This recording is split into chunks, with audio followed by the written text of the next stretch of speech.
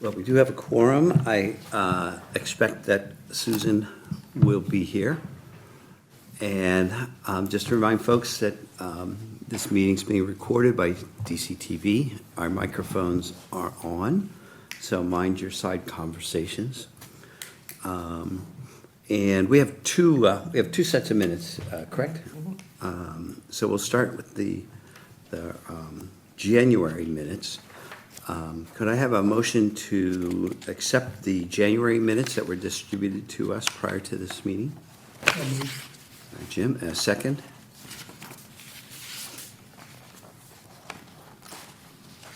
Was there a reason why you highlighted the, in yellow? Nope.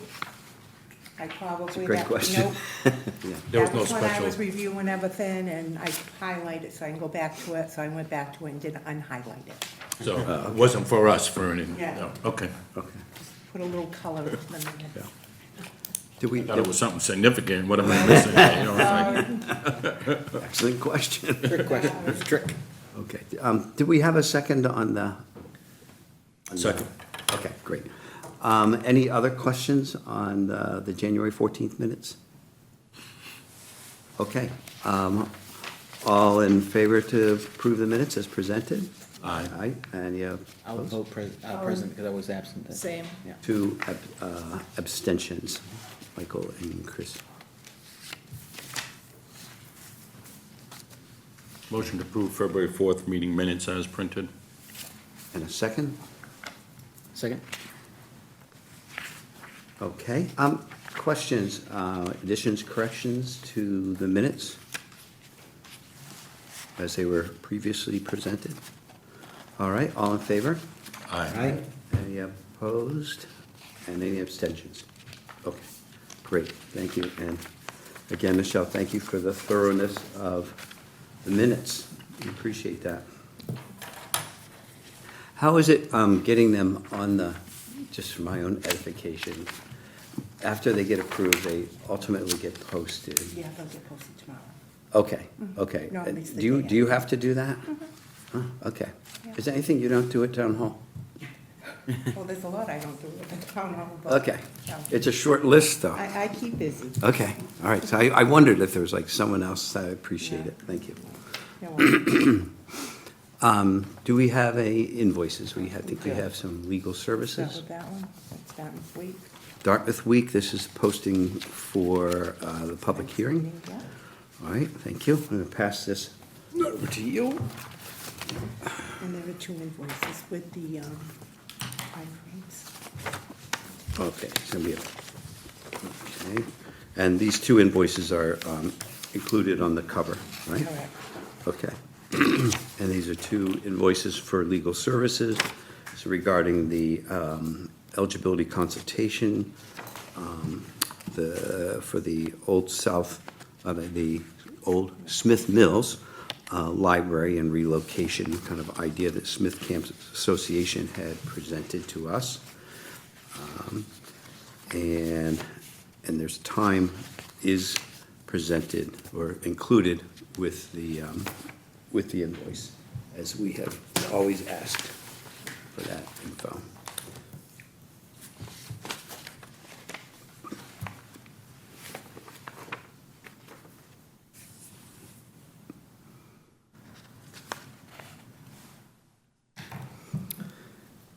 And then, Michael, when you're ready, you're in the hot seat. Oh, okay. All right, so is it just this one then? There's another one coming down, okay. Yeah. Well, I'll make a motion for the first one. I'll make a motion to approve invoice to the Dartmouth Week publication in the amount of $170 for legal advertisement for a public hearing. All right, a second? Second. Any questions, comments? All in favor? Aye. Aye. Opposed? None? And there are no abstentions.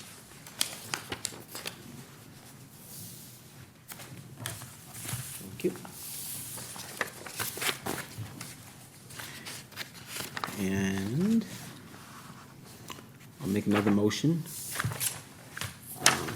Make sure I have this correct. So there's two attached to the same one? Is that right? Two separate ones. Two separate ones here, okay. So the first is a motion to pay invoice for $690 for the Smith Mills Camp Association proposal. Second. All right, any discussion? All in favor? Aye. Aye. Aye, Opposed? No? okay. And Unanimous? And the second is for invoice for $1,625. Also relative to the Smith Mills Association proposal. Second. Okay, discussion? All right, all in favor? Aye. Any opposed? No. That's unanimous. Okay. Thank you, and we'll sign it on the way back. The one correspondence, and I think most of you are on the coalition's mailing list these days, so hopefully you get these emails. But just to note that they have, the coalition has heard that the Department of Revenue is projecting the state match to be 15.9%. And that matches what we would get in November, and would be attributed to our fiscal '26 budget revenue. That is, hey, Susan, that is less than, I think we had about 18, a little more than 18% match last fiscal, or this fiscal year that we're in. And our projections for fiscal '26 are carrying 15% as a projection, so we're kind of in the ballpark. Excuse me.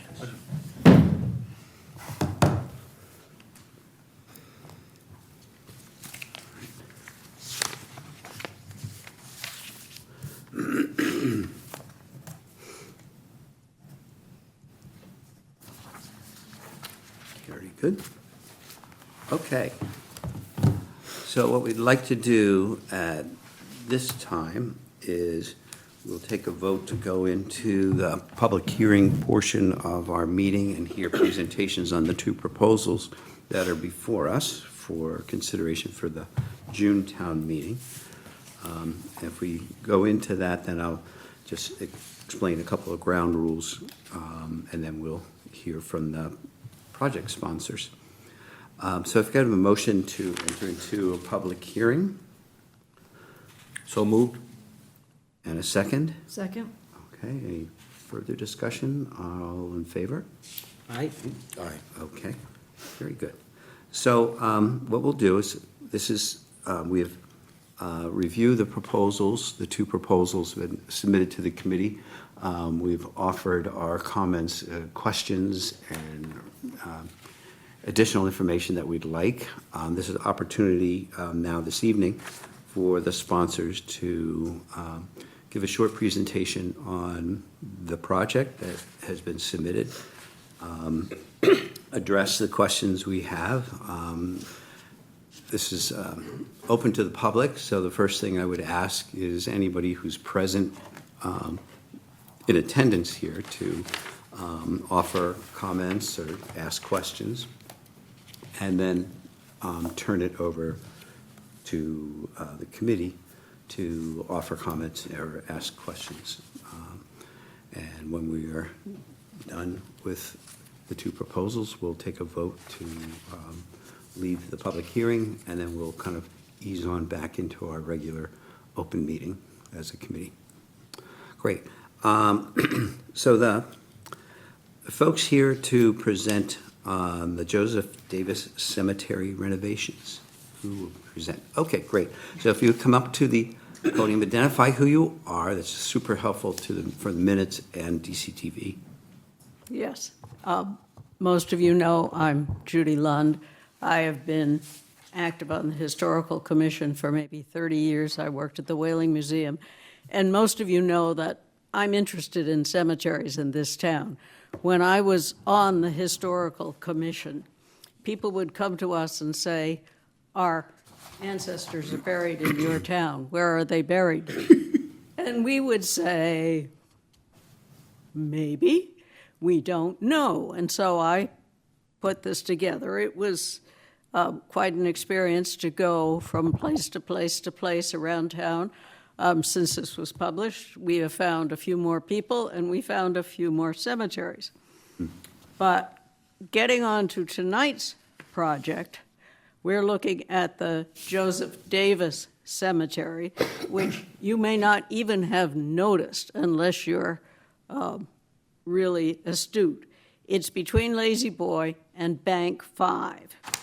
It's on a funny little road that is sometimes called Mosier Road as you enter from 195. It's an introduction to this town. On town maps, this is map 183, plot 76. The cemetery was first used, according to oral tradition, by Joseph Davis to bury a daughter who died. But the earliest stones in that cemetery are 1792. This is an old cemetery. And it stands behind the Welcome to Dartmouth sign. Welcome to Dartmouth, you come into town, this is the first thing you see. But then if you look to your right a little bit, first thing you see is one of the stones has fallen on the ground. And this is only the beginning for that particular cemetery. And I just threw this in. Joseph Davis was a blacksmith, had his home and his shop on that property. And Henry Worth, who was an esteemed late 19th, early 20th century historian, published that in 1908, he referred to Joseph Davis Cemetery as the New Town Cemetery. This is where you could be buried. Today, of course, you know the town cemetery is way up in the north part of town, but all towns are required to have a cemetery, a town cemetery, so you can bury your paupers. And in truth, there is one pauper up in the north part of town. But at any rate, because you asked, Mass General Laws, Part 1, Title 16, Chapter 114, Section 18 says, any town having within its limits an abandoned or neglected burial ground may take charge of the same and keep it in good order. And so I'm asking you tonight to put this one in good order. There are about 200 stones in this cemetery. And according to one estimate I've been given, at least 69 of them need attention. As you can see, they're broken, they're lying down. And interestingly enough, in this picture, you can see in the foreground, the town at some point must have blacktopped paths through that cemetery. There isn't much left of them, to be sure, but there are blacktop paths in various places through this cemetery. You can walk in it, and maybe you can answer. There's a ramp now at the back of the cemetery that goes over the wall, so you can get power equipment in there because you cut it regularly. But here are some more stones at the back of that cemetery, up against a wall that is falling apart on the, gotta be west side.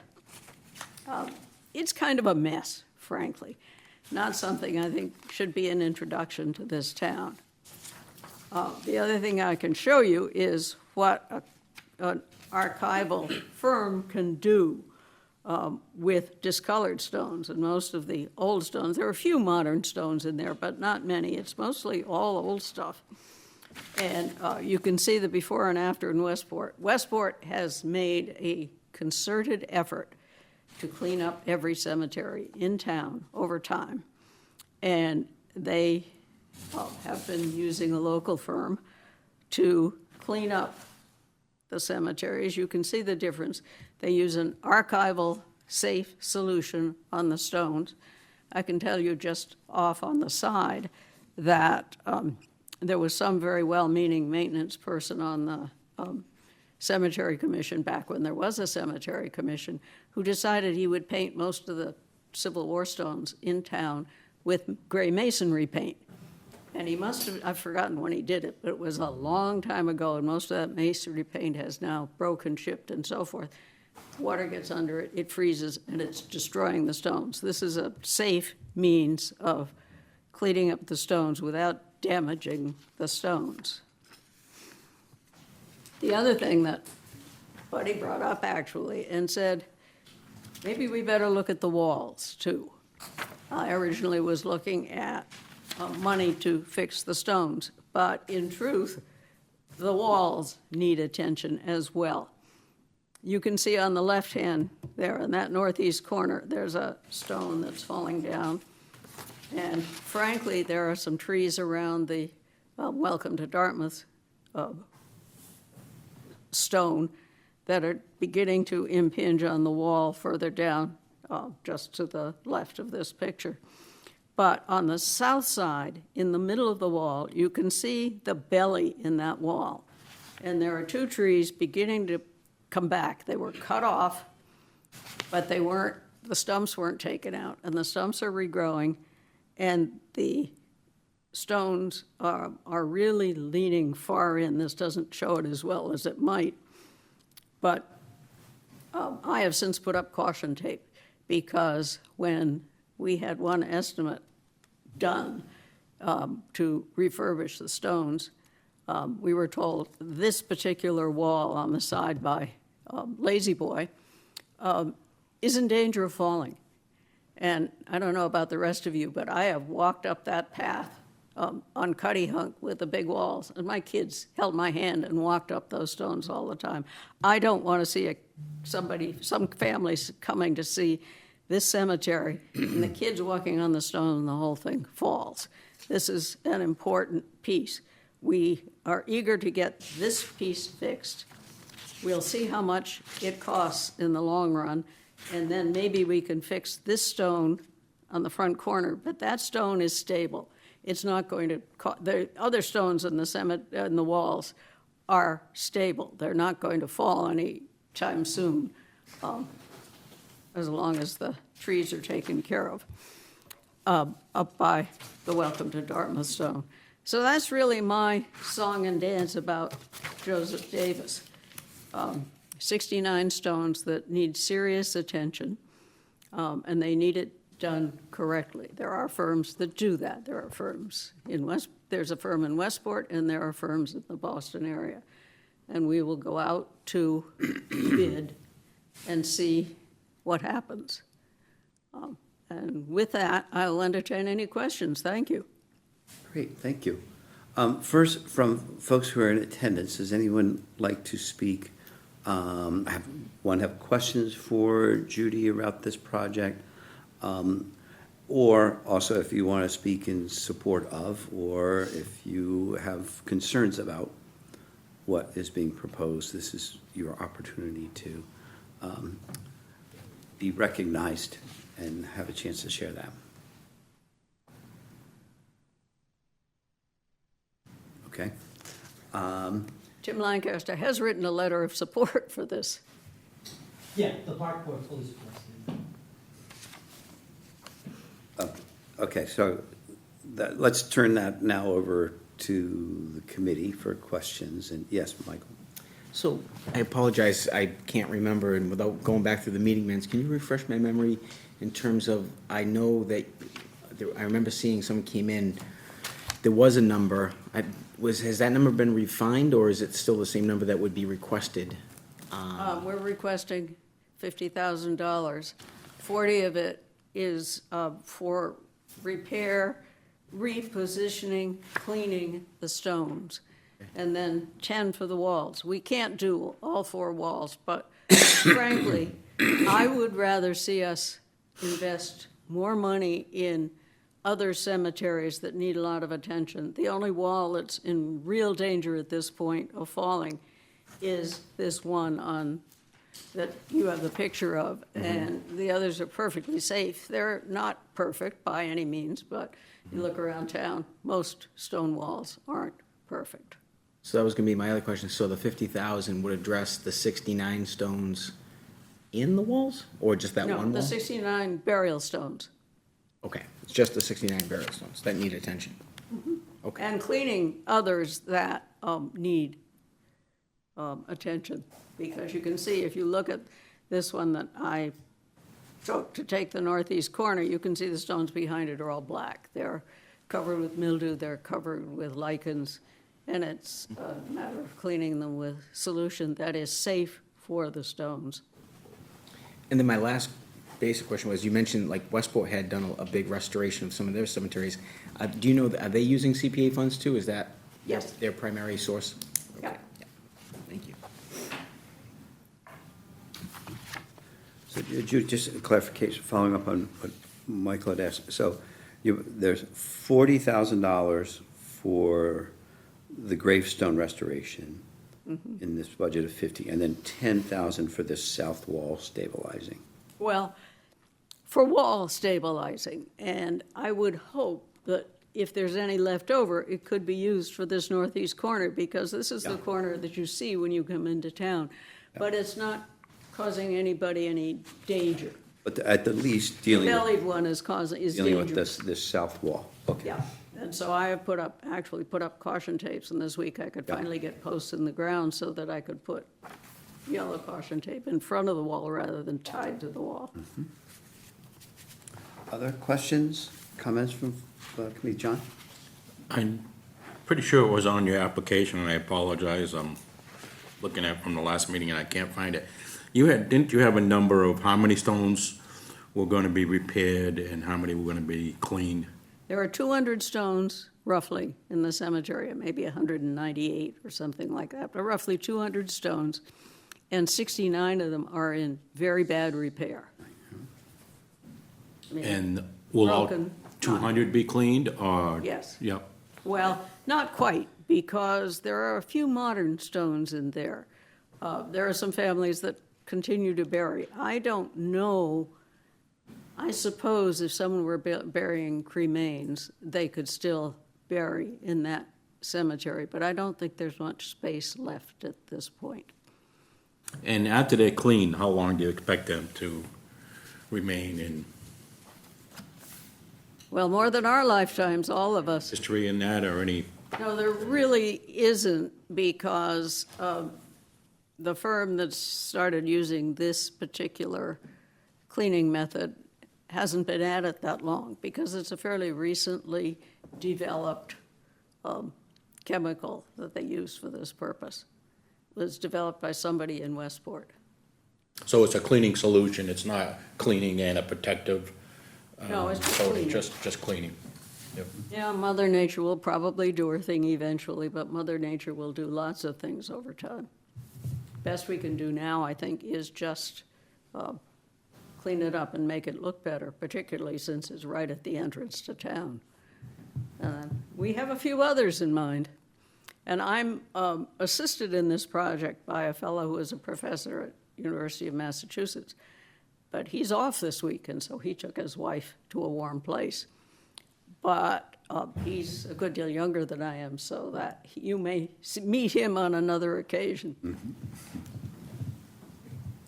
Other questions, comments? Yeah, I think we had a question before about the cost of fixing the stone wall. Is that based, is the 10,000 based off of an estimate from somebody? He estimated more than that to do all the stones. Picture I showed you of the back wall is, you can see the wall. It's a loose stone, farmer-laid wall, and it's fallen over a good deal, but it's not causing anybody particular harm. You look out into the woods and into Lazy Boy's parking lot, but I'm not sure that that's the best place to spend our money when we've got a lot of cemeteries in town that could use work. Yeah, I think, You come up and identify yourself. Thank you. just to elaborate, Tim Lancaster, Director of Parks Rec Facilities. Cemeteries falls under that like everything else. But to your point is the $10,000 is more than enough to fix the wall where the safety issue is. I think that's the point you're getting at. There'll probably be some left over for her to do some work in the front, but the big issue with the wall is that there's some tree stumps that have to be yanked out, and that wall's going to be able to go back. So it's not in a disarray where it's actually collapsed yet, so it's a relatively straightforward fix, and that $10,000 should be more than enough to do that. So Thank you. There were a couple of questions we had, and maybe, Tim, if you could come back, because one of those things is, we noted is the CPA wouldn't be awarding funds to you and the other gentleman, it's private No. citizens. So we would be awarding funds, we thought, to the town. And so we wanted to confirm that Parks and Recreation was, one, on board with both the project I'm and sorry I also. didn't make that clear. Yeah, that's- Also being the recipient, Yeah. kind of the identified recipient of the funds on behalf of the Right, so town. I did send a letter that I updated at Judy's request to kind of instill that. The park board has discussed this at an open meeting and voted to support this process going forward, so we have no problem being the sponsor or the receivership of the funds to make sure it moves forward, so. Okay. Yeah, 'cause and you our- should have that in a letter to the. Okay, great, that would be great, because the warrant will read that it's going to, Town of Yeah. Dartmouth Parks and Yeah, Recreation. that's fine. Okay, Yeah, I mean, my vision on this is Judy's obviously the expert. Yeah. So we'll work together. I totally will rely on her expertise to Yeah. get the stonework done, and I'll help with the wall, so. all right, great. I'm gonna wait for you to sit down, because I'm gonna say, could you come back up again? I'm just, because I'm just realizing this next one's probably one you would answer. One of our questions was just confirming that Chapter 30B procurement requirements would apply to this, and is you all prepared for that? Yeah, that won't be a problem. Okay. Yep. Great, thank you. Yeah, you might want to just. You've provided some photographs, which has been great. You have addressed our kind of question about, can this work be done in a cemetery? Appreciate the reference to the state statute. And you've provided the map number I saw in here, so I appreciate that, thank you. The last thing I think we had noted was what the total linear feet of stone wall at the cemetery and the total linear feet that's being repaired.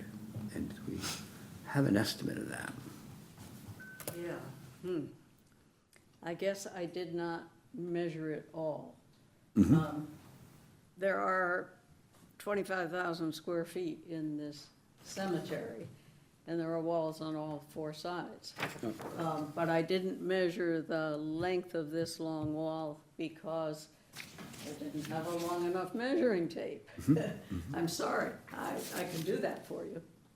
Well, I think, certainly this doesn't hold up our conversation, but when you have a chance to do that, that would be very helpful.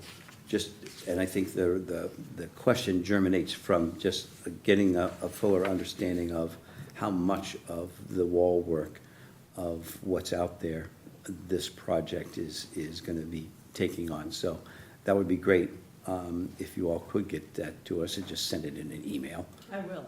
Would be perfect. Thank you. Any other questions, folks?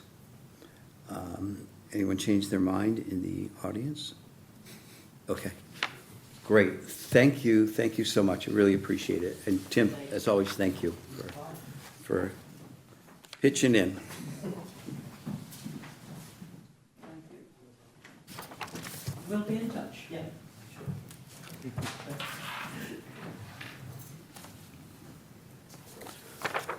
Okay.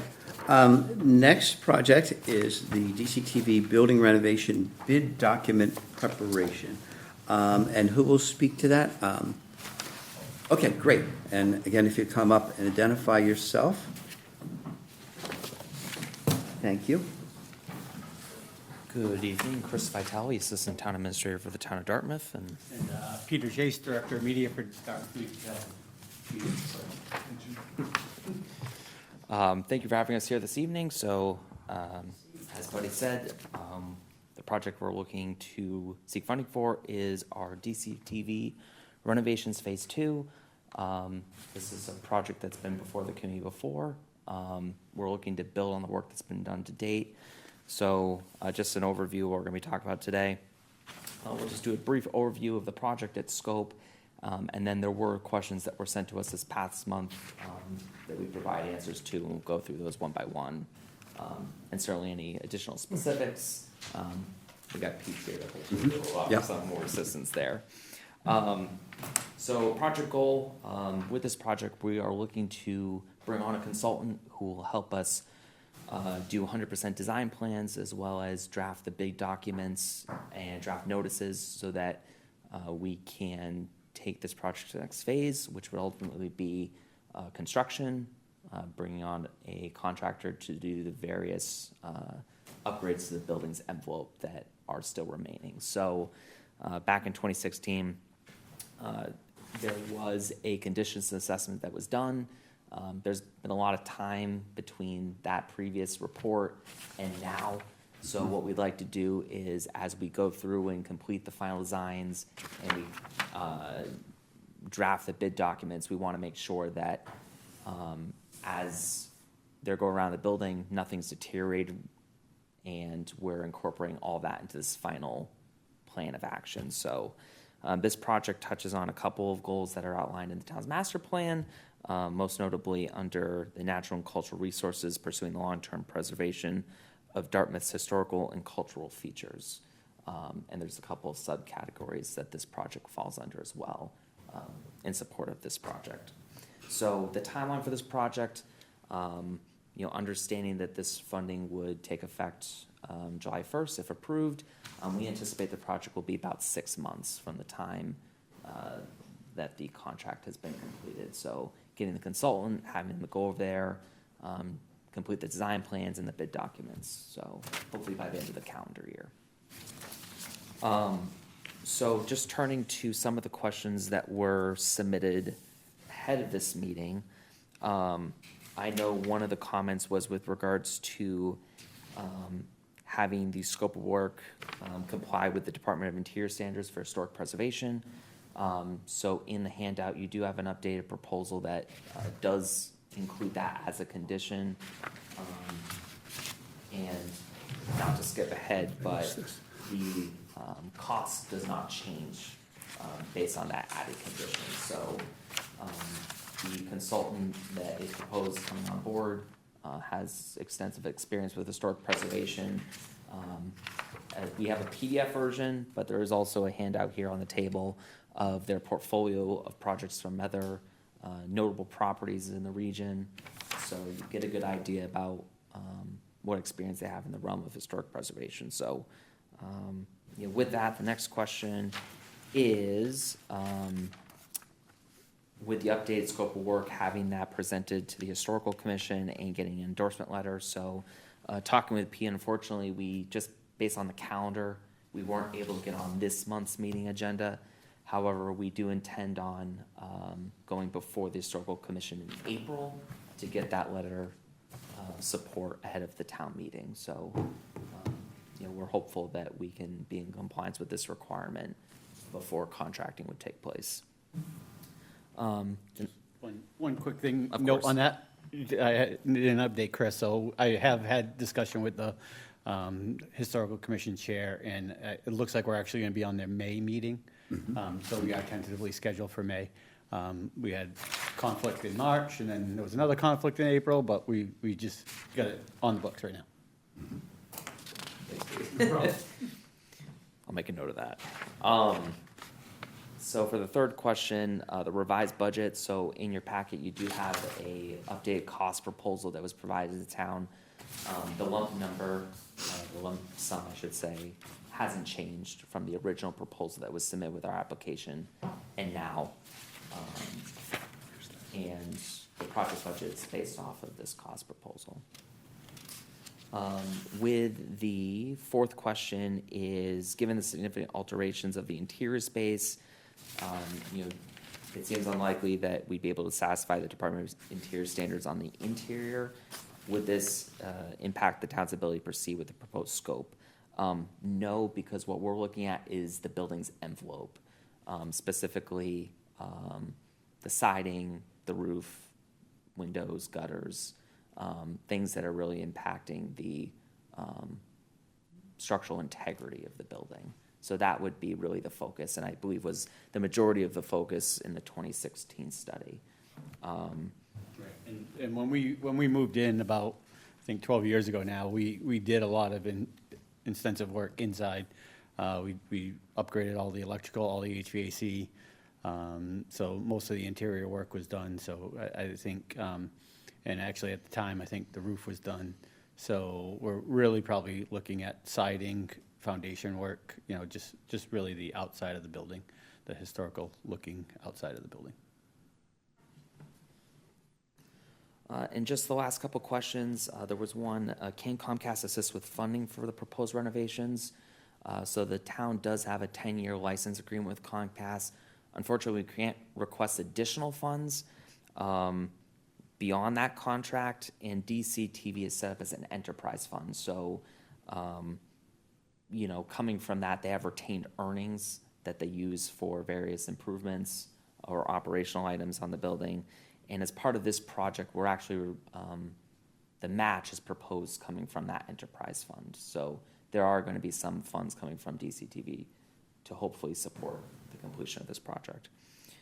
The last question, historically, what's the annual maintenance budget for DCTV building, and what town department is responsible for the care and maintenance of the property, and just a summary of that. So DCTV's annual budget historically had an $8,000 line for repair and maintenance of the building, and this is through the DCTV Enterprise Fund. So we've only had to make minor repairs on the building since 2010. That's when DCTV moved into the building. But since that time, and I think Pete had mentioned this earlier, they spent about $500,000 on repairs and upgrades to that building. So, The majority of that came in the initial build out and when we moved in, back in 2010. so with that, I'll open up to any questions, and thank you for having us here. Thank you. From folks who are in attendance, any questions, or anyone want to speak to this or have concerns about what's proposed? Okay. All right, great. To the committee. Questions? Yes, Michael. So I guess my only question, as I'm just kind of looking through the documents here, is part of the proposal says that they've assumed no professional engineering as part of this scope of work. And so my question is, based on some of the work that you've done previously with HVAC and other things, there's not going to be really a need for mechanical engineering. Are you doing anything outside, like expanding the parking or anything that would require civil engineering? No. One of the, in the initial report in 2016 that we had done, they made a determination that the grade along the building is pretty high up along the sill. So there is discussion in that report about doing some excavating around the building to lower the grade. So this way, we'd save the sill. So I think that's one of what this group would have to look at to the initial talk was, just dig a 3 or 4 inch trench around the building. I'm like, well, then that's just like a tripping hazard. So, so we'll see what they come back with. I think that could be the only thing there is a grass area between the building and the parking lot. So hopefully we don't have to, rip up the parking lot. But, I gotta wait to see what they have to say as far as how much lower they think the grade should be. It's really on the parking lot side that the grade is bad. If you get around to the old police station side and the front of the building, the grade's pretty low, but it just. Is there a walkway that goes from like from a doorway that would go out to a parking area that would impact ADA stuff or whatever? No, there's a ADA ramp right in the front door, so that wouldn't be a problem. Like I said, this is probably all the north side of the building. Oh, okay. So, and maybe a little bit around the back end of it, on the west side, but like I said, the old police station side, and I think the front, the elevation is pretty high in those points. Okay, thank you. Other questions? A couple. Jim? Is there any preliminary estimate of the construction costs that, of the costs that this study will lead you to? So, it's kind of difficult in this economy, but you know, the rule of thumb is always 10%. You know, 10% of your engineering costs is This gonna. is the thin end of the wedge. Yes, yes. You know, it's our hope that we can get a little more firm numbers as this process develops, and part of this scope of work includes having more detailed construction estimates for kind of what the market looks like right now. Now, we do have some a little bit older numbers, a little dated, that we can certainly provide, and that would give us a good reflection as to what it may cost, but, you know, between the 2016 report and now, there has been some condition changes there, so it wouldn't be 100% accurate in terms of the scope of it. It wouldn't be in the budget, but we can get that information for you. What's the current balance, retained earnings balance of the DCTV Enterprise Fund? Off the top of my head, I think it's around 850,000.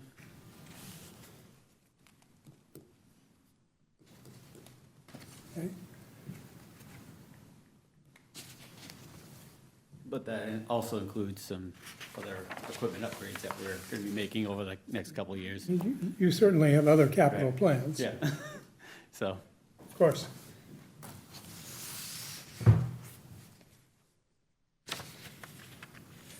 And I'm a little perplexed that this building is regarded as of sufficient historic merit as to qualify under the Community Preservation Act. And I understand that the letter of the act says if the Historic Commission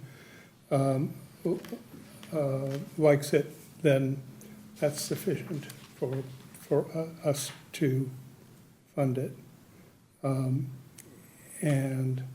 But, you know, as I look at the building, I see a fairly nondescript building that is, you know, if it functions, fine. If it doesn't, you know, most folks would be happy to replace it. And I don't see architectural merit in the building. As for historic, you know, is it the place where the town was founded, or some historic, great moment in town history happened? I'd love to hear about it. so I think that's definitely a historical question, but I mean, I will make the argument that the Historical Commission stopped the demolition of the old police station because they deemed that historical.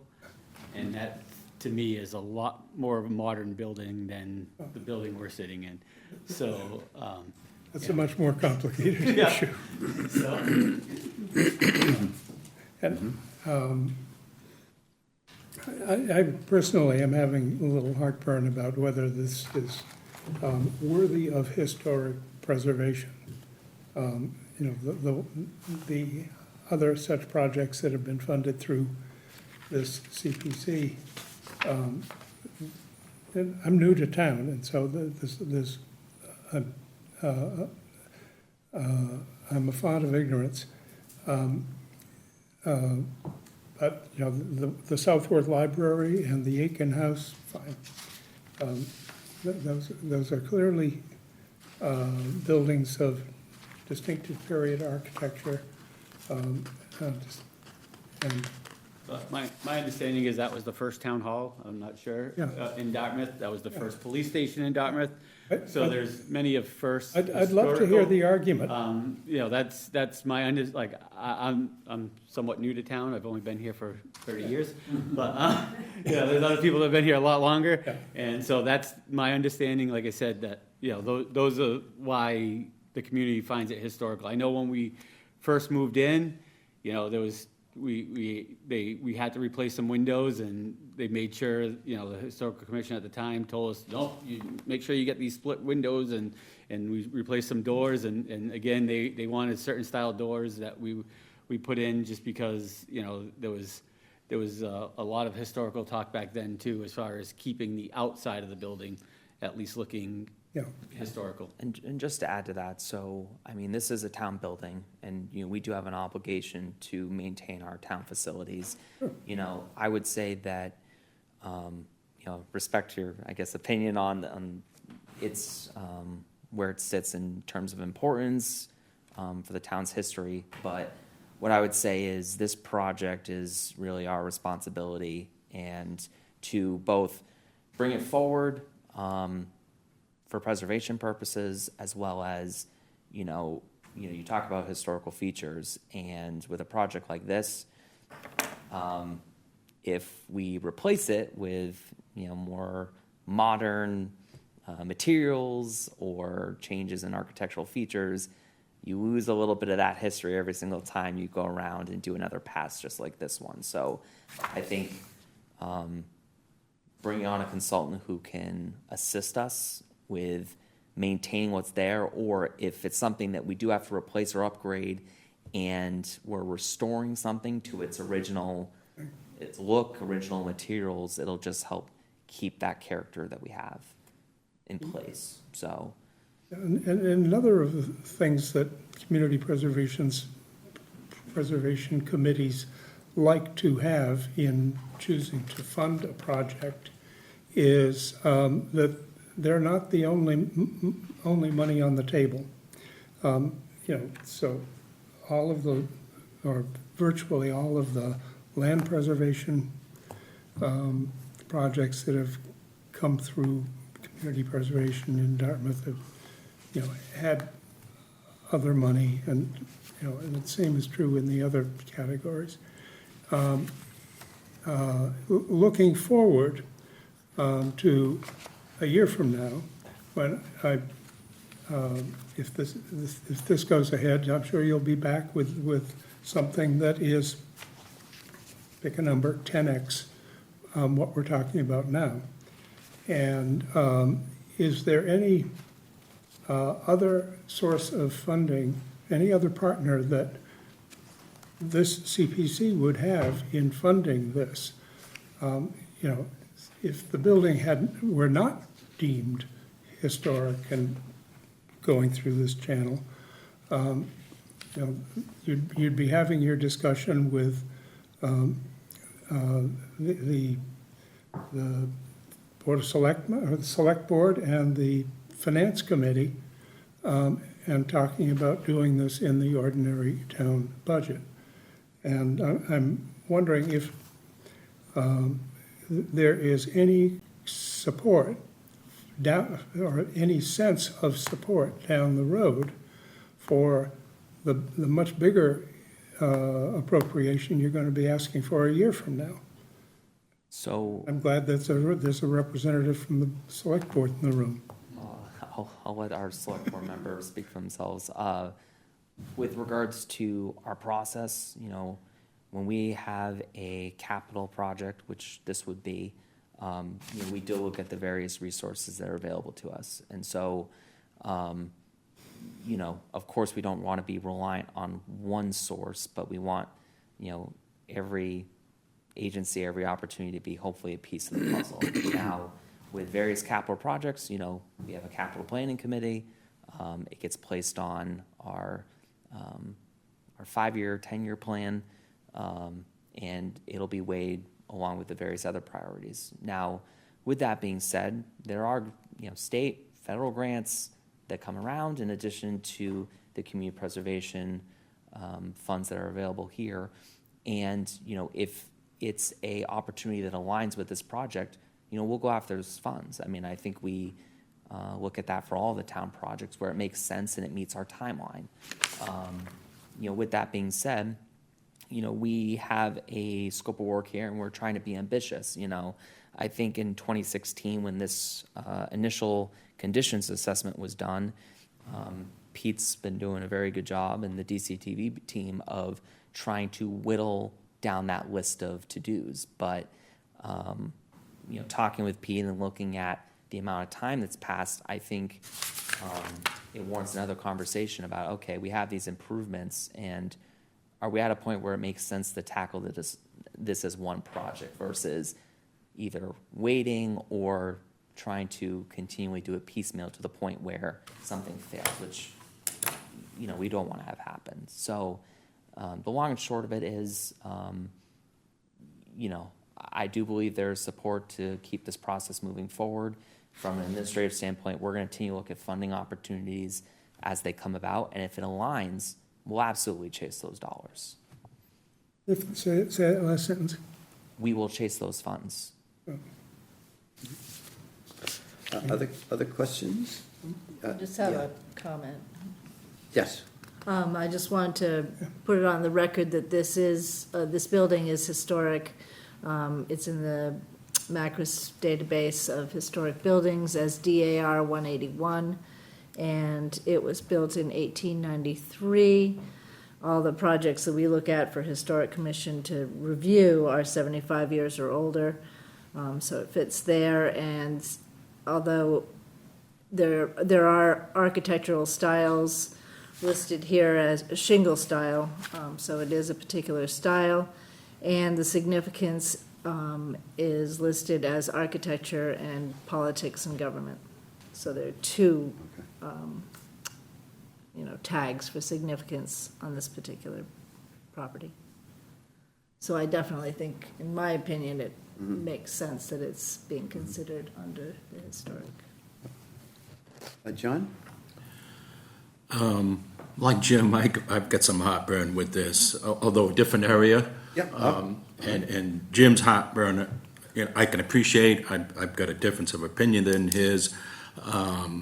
And I understand from his perspective, being somewhat new to town. I've lived in town my whole life, and have a lot of fond memories of this building, and do consider it historic and a building worthy of tapping into historic funds. So that's not an issue for me. What I'm having a tough time with is, how did we get here? And I can't blame the two individuals in front of us tonight. Chris is fairly new to town. Peter is the director of media, and I don't expect him to have the expertise to understand what's going on with the exterior of the building. He just may not have it. But who's the watchdog for the town for this thing? I look at your original submittal and the pictures, the deterioration to the exterior of this building. It didn't happen overnight. This has been going on for years, decades.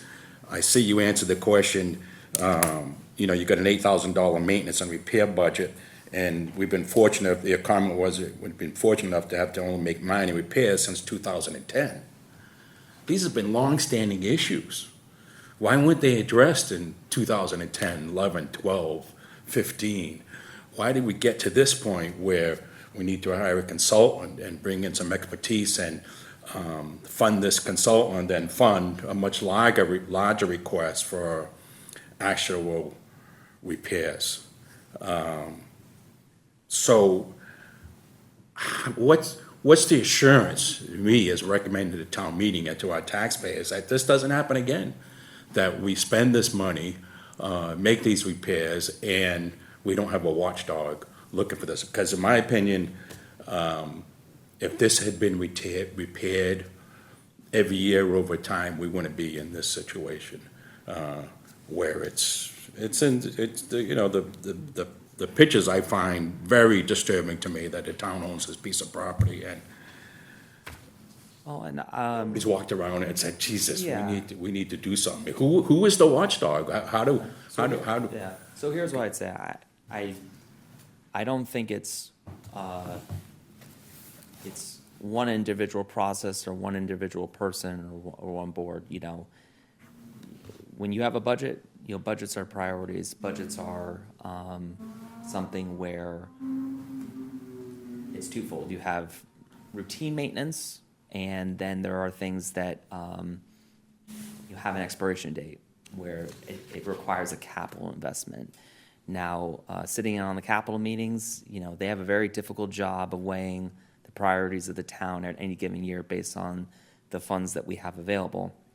And, in consultation with the staff in town, we look at, okay, what can wait, what can't wait, what should wait or shouldn't wait, But here's what I would say, is I can't necessarily go back and look at what were the conversations at the time, but what we can do is say, here's our methodology right now, and hopefully we're, being here tonight, pretty transparent about what our approach is. From the time where the initial conditions assessment was done up until this point. And really our process going forward is trying to be pretty all-encompassing, is we know there was an assessment done. We know that from that original list of action items in 2016, there's been a number of things that, Pete and the team have been able to knock off that list. For various reasons, whether it's funding or timelines or just, we might need some expertise in here on how to approach these things, is kind of how we got to where we are today. And, there are certain things where, especially when it comes to a project like this, where there are historical elements that we are considerate of, having someone in there to be able to say, the materials that were there in 2010 or 2016 maybe aren't the right materials that you want to use forward if you're given the opportunity to replace them and put something in that is more aligned with the historical character of the building. So I think, like I said, that's going to be our approach going forward.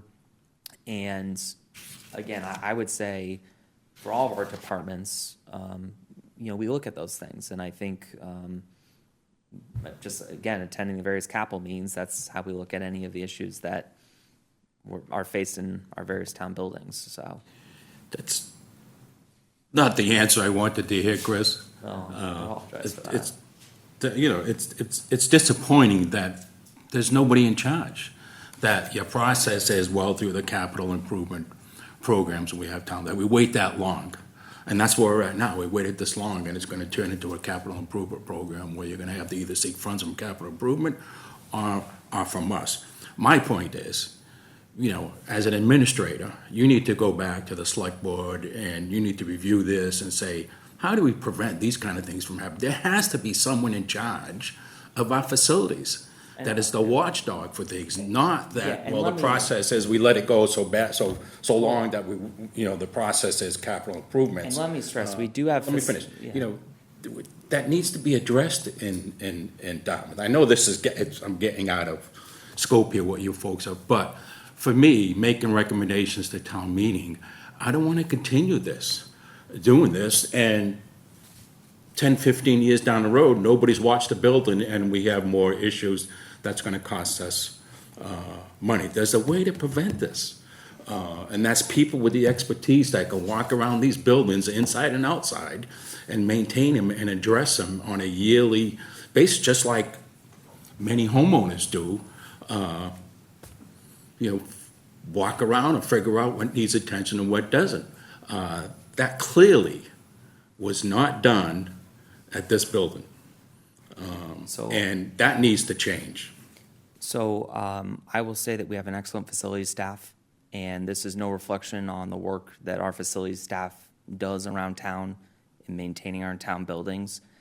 As I said before, there's certain things that we can do through routine maintenance. There's other things that require capital investment. And again, we have a process for reviewing our capital expenditures in the town. We understand that there's a finite amount of dollars, and with any dollar that we get that's taxpayer funded, we make sure that we spend those dollars as wisely as we can. So I'll leave it to Pete. Yeah, I just want to add too, before we moved in, the building was, underutilized a lot. And so I think that was part of the problem. It was kind of like out of sight, out of mind. The recreation department was using it, but very sparingly. They had some programs in there a couple times a year. Before that, it was a dance hall that, people would be able to just get for free. So, I think that's why it turned into disrepair, is it was one of those buildings that no one really paid much attention to it. Now, while we're in there, I'm paying attention to it every day. I can tell you, like, when I walk in, I can tell you how many more shingles flew off the side of the building. It's usually a daily basis that we see them in the parking lot. And I think what happened was back in 2016, we were I would say we were in a flux, just like kind of we are now, where town administration was changing. And the former director was very, didn't want to go forward with the plan because she wasn't sure what type of grab we had on the building. And she was afraid that somebody would just kind of come in and say, if somebody new came in and said, all right, DCTV, we need the building, you're out. We just went through that, 4 or 5 years before when we were in the high school, the old high school. The school department came to us and said, hey, we need the space, we kind of need you to move. And so that was like a bad taste in her mouth as far as like wanting to sink DCTV dollars, enterprise dollars into this building. So I think that was a little bit of the issues at the time. We're not looking to go anywhere right now. We're there. There's a lot of money inside the building that, the town, we would need to keep it up. And, we need to keep it up. Because, right now I have a small waterfall in my office sometimes, out through the front windows. We've had it repaired a couple times. It seems to be holding good now, but we'll see the next heavy rainstorm. So we do need to make it watertight, or the building's just gonna decay, and we are gonna be looking for another place, and the building's just gonna be nothing anymore. Yep. Mike? Well, on that discussion, I just wanted to just ask a question about the enterprise fund in general and how it kind of works. Is there an opportunity, let's say you do the renovations of all the things that are in the scope of work. You already did, sounds like the roof and the mechanicals 10 years ago, so in about 10 years from now, the roof's gonna need to be done again, right? So is there a way to do like a capital needs study and say, over the next 5-10 years, these are the needs that we're gonna need for capital improvements?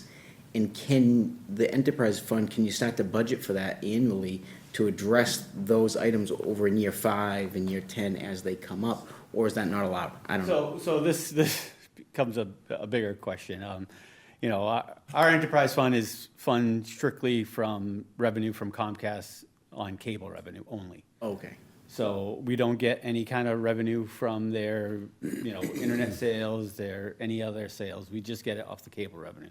So as everyone knows, cable subscriptions are going down. I'm sure, there's people in this room that don't have cable anymore that had it at one point. At some point, there's got to be a discussion with the town on how DCTV is going to look going forward, and what type of support DCTV is going to receive going forward.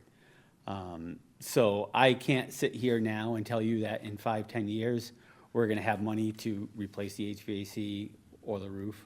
I think that is going to fall on a capital project on the town. I mean, the town does own the building. DCTV does not own the building. We have no lease on the building. We're just a regular town department that is an enterprise fund. So none of the other enterprise funds have leases on their building or own their building. The town owns them. So, and the town supports it and does the CIP route, and so we would get into the same queue.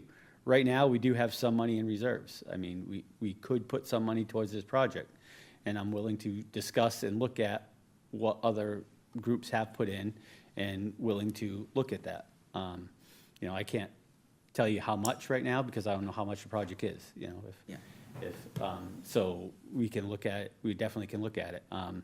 But yeah, I would be lying to you if I told you in 10 years I could replace all the HVAC units in there. Because I don't think that would be possible. Yeah, I just didn't know if there was a way to budget for it, that's all, but, okay. So I just piggyback on John, I think there's, in terms of what is before us right now, which is kind of the development of the bid documents, I would expect, and I think we all would anticipate that when construction funds are needed, that the CPA would be a likely source for construction funds. And we have extremely healthy historic preservation reserve. So we would want someone to use the funds. So I think some of what we're talking about here, I think is a harbinger, if you will, of what is going to be very important if we were to get to that stage where construction, there's a proposal for CPA funds for construction. And I said, because at John's point's an important one, and maybe there's an opportunity here. I have a friend of mine happens to be on a CPC committee in a town in Western Mass. And one of the things that this town has wrestled with is a building that they, 10 years ago, funded for historic preservation and siding and things like that. And now there's a proposal back in front of the committee for siding. And basically, the mistakes made in its installation 10 years ago, et cetera, et cetera. But I think the consternation of that CPC would be the consternation you hear here, which is, we fund these things and the town supports these things, but there is the expectation that these are assets that we preserve, but a community is able to maintain. And we can't use CPA funds for maintenance. So I think maybe we'll put a placeholder on that down the road, this may be an opportunity in which not only would we want to just see and know that there's a maintenance budget, but what's the maintenance plan and the long-term maintenance plan for this particular building? And if we were to make big investment in the cost of renovations and stuff, that probably would be an important thing. And that's more than just we have $8,000. That's kind of like, this is how we maintain this building, and this is how we plan for its capital needs going forward. And so maybe an opportunity to do something maybe the town doesn't particularly have in place for this particular building, but it would be a concept that I'm hearing in the committee, probably one that is going to sound prudent if we were to look at, $500,000 request or $200,000 request for the actual kind of work to be done, which would be totally appropriate to ask this committee for. We have the money, and that's what those funds are supposed to be used for. But that the opportunity that this won't be wasted investment in the sense of the asset that we value, we haven't been able to, community hasn't been able to maintain.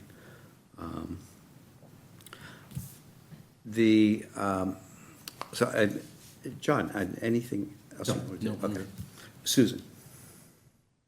Oh, I just think, this building's important to the town. DCTV is important to the town. We don't want to see, I don't want to see DCTV invest a huge amount of their money into a building they don't own. So this project makes sense to me. Mm-hmm. And Chris, anything No, you want to say in particular to this? well Okay. said. I think the only thing I would say here is, so I see that the architects has qualifications for preservation work and is going to produce a scope of work that and bid documents for renovations that are going to comply with Department of Interior standards. Correct. So that's the key thing. That's correct. I see that there's a little bit of, is that the enterprise money that's listed here, Yeah, that 4,000 and 4,000, something? yeah. Okay. I think that's, and I'm comfortable with that, because there is some work here that in the original assessment, say the parking, say the interior door and stuff like that. It's probably out of historic preservation scope, but I think you just think of it, that's what your money is paying for? Yeah, like In I the said, bid documents? I think most of the stuff that's on the interior on that 2016, I haven't looked at it recently, like today, but I'm pretty sure almost all the interior work on that 2016 has been done, has been Yeah, okay. completed. So it's really just foundation. I mean, like I said, the parking might be an issue just because of they want to lower the grade. That's But I the think we will only just reason. understand it, that your money in this particular bid document work is going to be attributed or thought of as attributed to those non-historic things. And doing, I mean, I think well, you have experience with this. Doing foundation work is historic preservation because it keeps a place from falling down. You know, so things like that is not, even though it's maybe not a real historic and kind of looking basement, but if it keeps the building from falling down, that's, I think, work that would be legitimately considered part of preservation, preservation work. Okay. The one thing I just note here, which is something that the Old Southworth Library, we have too many old libraries, the Old Southworth Library. One of the things that they ran into is they checked for asbestos, and they had not included that in their original estimate, and they did find some in the flooring, but they also found it in the window glazing, caulking. So I noticed that there's caulking stuff to be replaced. So I just kind of, just word of caution, if you don't know what that caulk is, it Again, could surprise you, I'm pretty because sure they were back in surprised by that. 2010, we replaced all the windows in I the see. building. Okay. And we did do a big asbestos remediation after 2016. So they removed all the asbestos that was in the basement. We had all kinds of asbestos wrapped pipes and dirt underneath because there's a dirt basement. So they removed all that. All right, great. So that may not be an issue, but yeah, they were a little surprised by that at the. We did a whole asbestos plan, and I think we got everything that they said at the time was asbestos. Uh-huh, okay. Any further questions, comments? Great. Yes, if you may come to the podium, sir.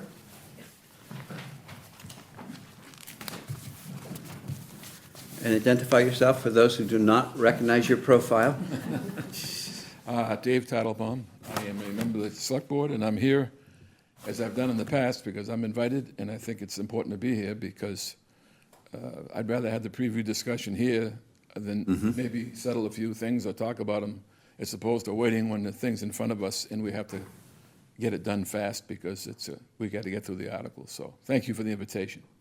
And most importantly, I speak for myself. I'm only one member of the Select Board, but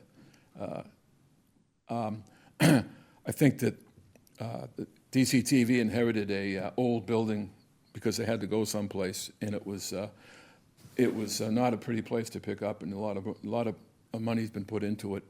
The good news that I hear is that it's hopefully after this study is done, that it's actually going to be worth putting money into it as opposed to putting good money into bad.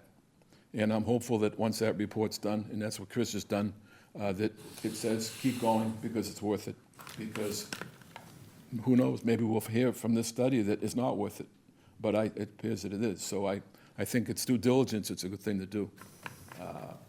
It goes down to how much capital money is available. There's always a ton of work to do, but the interior is phenomenal. The equipment, the way it's done, they get a lot of bang for the buck in that place, and the exterior definitely needs a working foundation. So when I read your agenda was going on, I think what they've done is a good evolution of time. I'm going to bring the white elephant into the room because my concern is the entire parcel, because that parcel is part, as far as I know, there's one deed which contains that building, as well as the tower, as well as the old police station. I believe it's all together. And then, of course, behind the police station, we have a 1 or maybe even a 2-year extension for the EPA to use the back of that place for clean soil to work at Bliss Corner. So I think when I saw the agenda, my concern is I think that we all have to keep this in mind as to what's going to happen to that building, the old police station, what's the timeline, because it appears the EPA and residents in Bliss Corner are very interested in continuing that process to keep mitigating those locations, and I think there's more coming. So it's just going to have an effect on the entire parcel of what happens, and I think that it's great we're doing that DCTV building. I hope it's worth what we're going to be keeping up. But my concern is what we're doing. I think we're all in this together as to what's the nature of that building, the old station, and of course the whole parcel. And that's the message that to me is as important as anything we do. Can we do anything about it tonight? What's it not? No, but I think it's really important as we go forward. And if we're going to keep spending money on that DCT building, what's the implication on the rest of the parcel? And how do we divide it up and what do we do? Great, thank you for putting that in context. I don't think we realized that. Yeah. Yeah. And I know, I'm not sure I know enough about it, but it's just, it's more experts around, especially Chris, that knows more of the details than I do. But that to me, I think that's the basic premise. Is it accurate? Okay. All right, thank you. And thanks for the invite. All right, you're very welcome, very welcome. Any further comments from anyone in attendance? Okay, can I have a motion to close the public hearing? Can I add one thing? Yes, you may. Going back to the cemetery, I just went on Google Earth and used the measuring tool, and I got a rough estimate for the entire wall. It's 668 feet.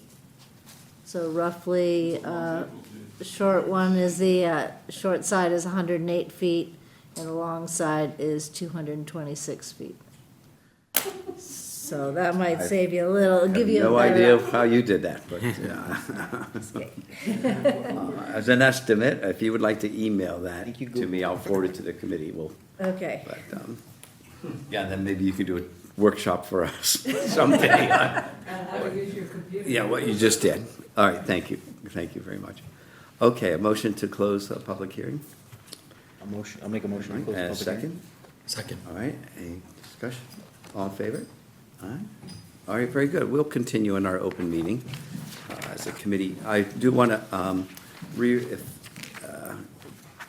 committee will indulge me to rearrange our agenda a little bit so that Chris can take care of a couple of the items he's going to speak to and doesn't have to wait until the end of the evening. So those two that I think I got it right is the amended, is in our project updates, the amended scope for Cornell Pond Trail Development, and then the other one is the housing production plan. Is that correct? I got those? Okay, very good. So I will start with the Cornell Pond change in scope. So this past town meeting, we were approved for funding to do design and permitting of a walking trail over at Cornell Pond on the west side of the property. We received and were awarded CPC funds to serve as a matching funds for a Mass Trails grant. Unfortunately, we did not receive that Mass Trails grant.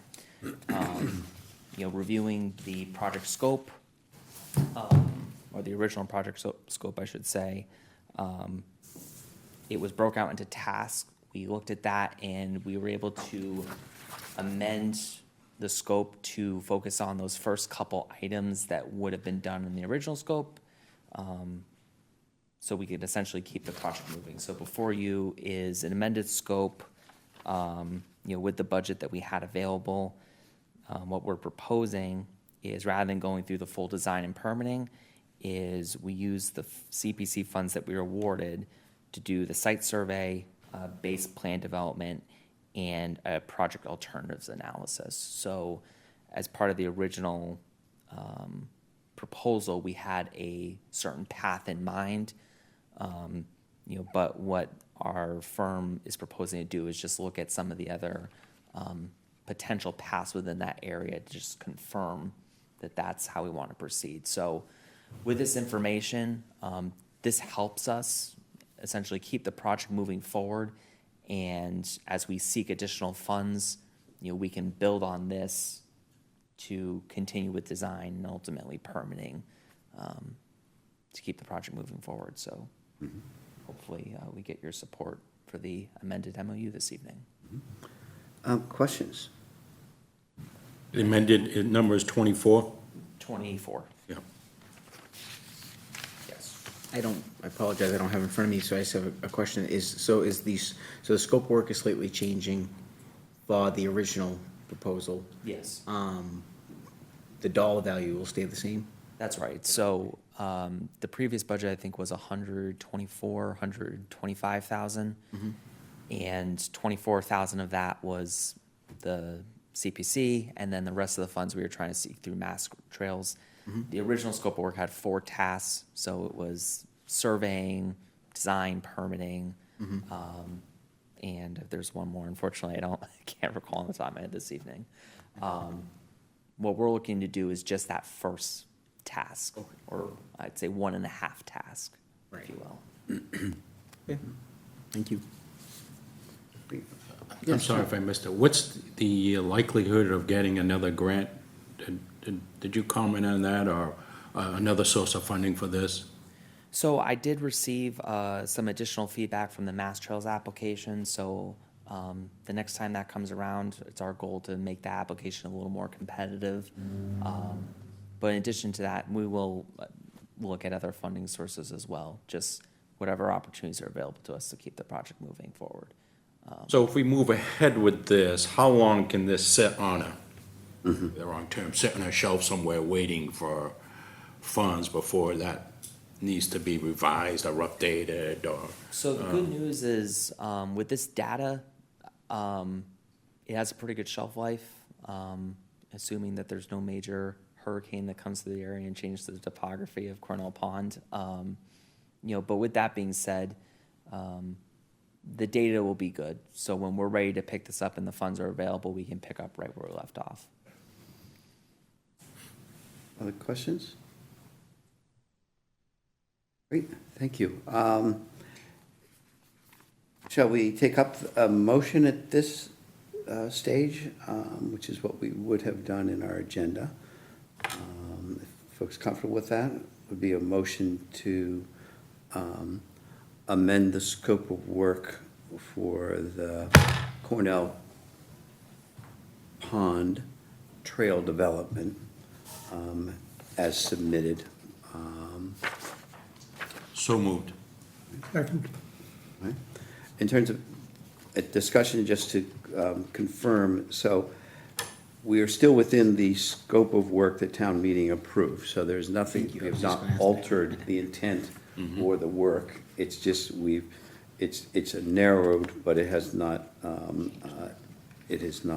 strayed from the town meeting warrant originally awarding these funds. So it's- Other than the outcome.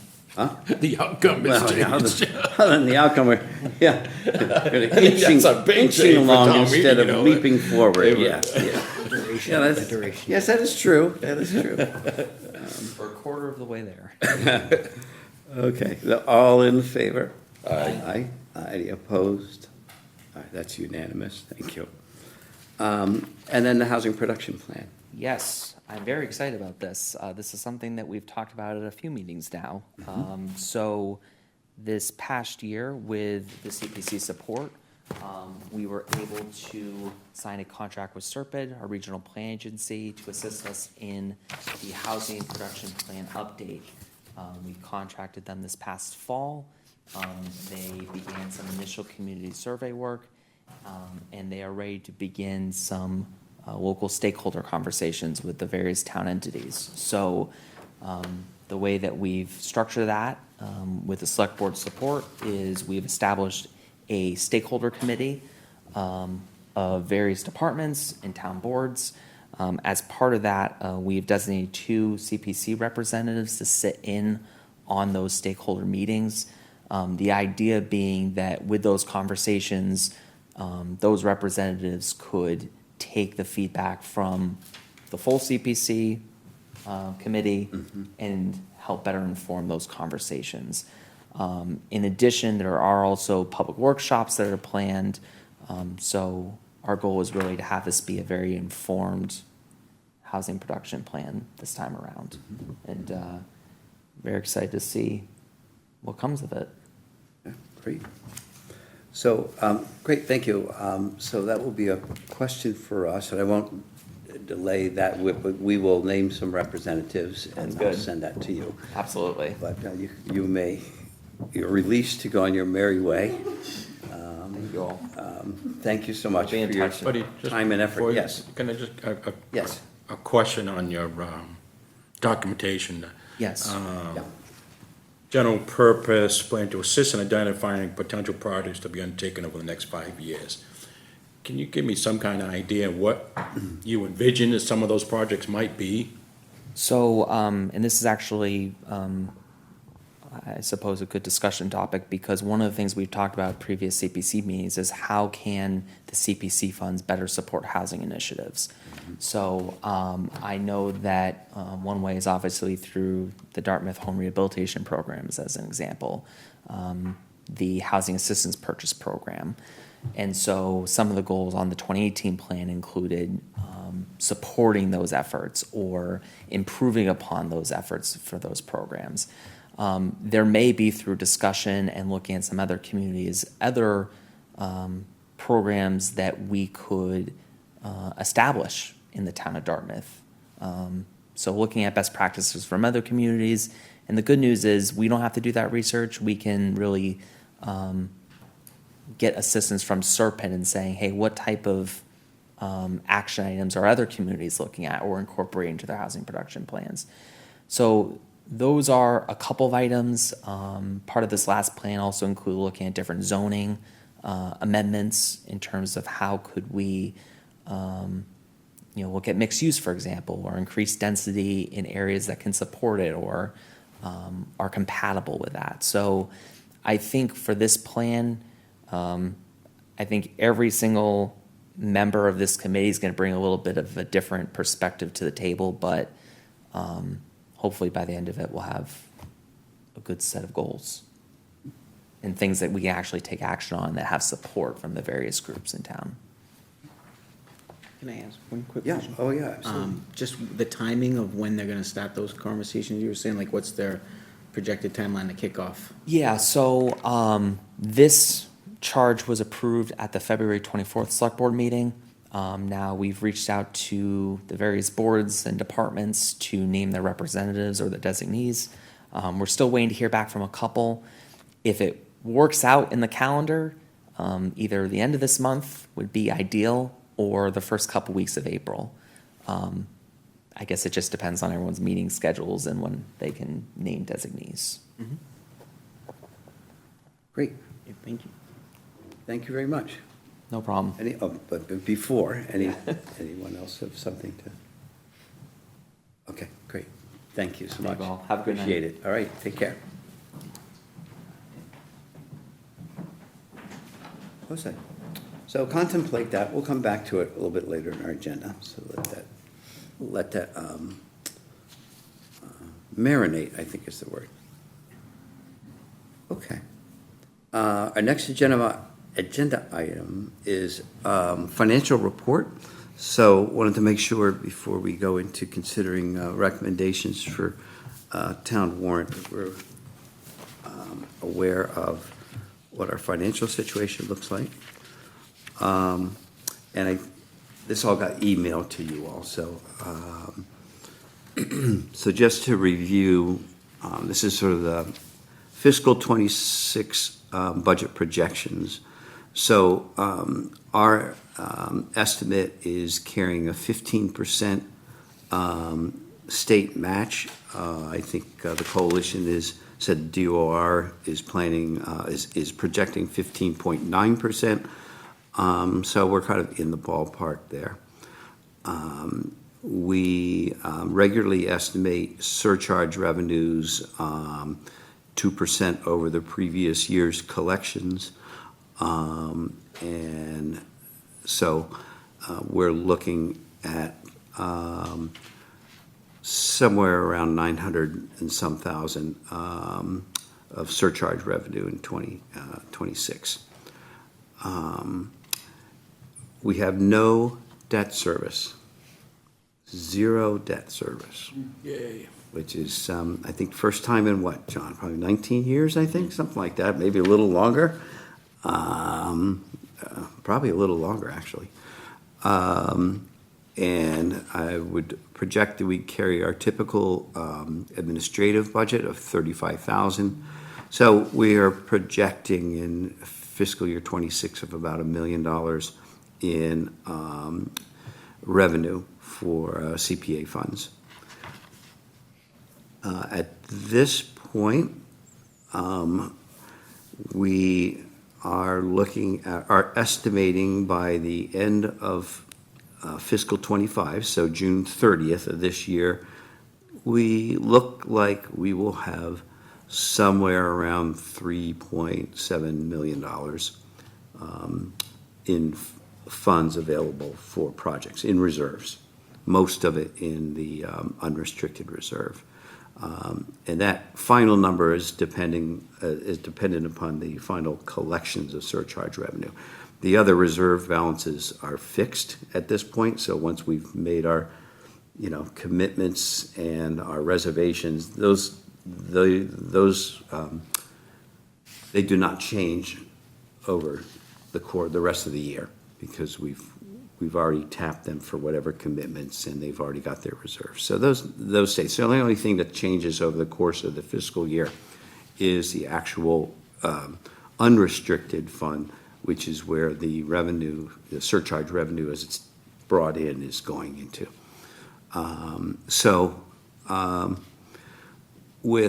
If we hit that number of about $3.7 million in reserves as of the end of June, another $1 million coming in, it puts us somewhere around $4.8 million total available for projects going into fiscal year '26. Now, we will have reserves to set aside, and typically we do all of our reserves in the June town meeting, and then if we have October projects, we pull from our reserves typically. So we are looking at reserves, let's say if this doesn't have any of our projects before us, which are small amounts at this time, but we'd be looking at going into fiscal '26 with reserves after reservations of $367,000 in housing, $808,000, almost $809,000 in historic, $237,000 in open space, and $3.4 million in unrestricted. So those numbers will float a little bit as we make commitments and stuff like that. But that gives you kind of the gist of where the money is sitting. Any questions on that? Okay. And then the other, which we will consider as a project in the warrant, is just this other thing I sent was the administrative budget, which is basically what I'm proposing to the committee is just a carryover of our current year's administrative budget. So there are no changes in the line items from our current fiscal year. I did check, we'll get to that in a little bit in the old business. So any questions on the administrative budget? I did confirm any administrative funds that we do not use at the end of the fiscal year goes into the unrestricted fund for projects, for future projects. Doesn't carry over.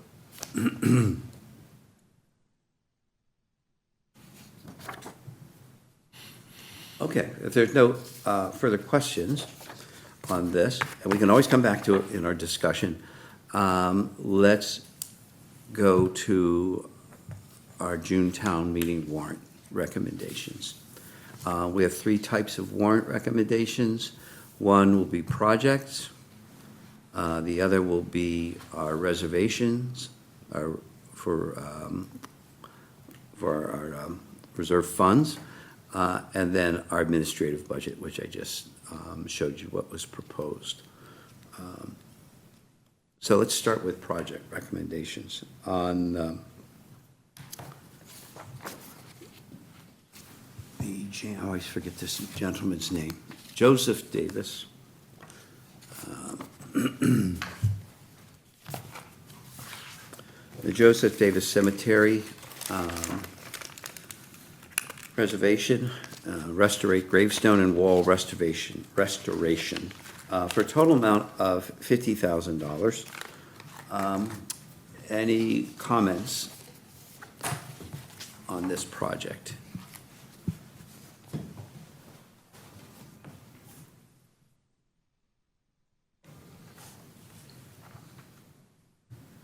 Motion to approve as requested.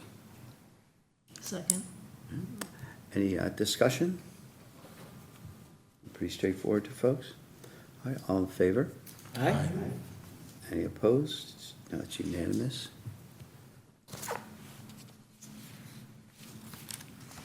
Okay, so let's be specific in our warrant language. And so I'm going to ask that we have a motion that's more specific. We need to identify which fund that this will come from, which my kind of recommendation is we have a lot of money in the historic preservation, so we would just, so it would read, to see if the town will vote to appropriate $50,000 from the Historic Preservation Reserve to the Town of Dartmouth Parks and Recreation Department for the Joseph Davis gravestone and wall restoration project, Joseph Davis Cemetery. And if I could have a motion to that effect. Motion as read by the chair. Okay. And a second? Second. Any discussion? All in favor? Aye. Aye. Okay. I did the easy one. Someone else can figure out how to do the next one. No, just kidding. Sounded good to me. Just kidding. It's a tongue twister.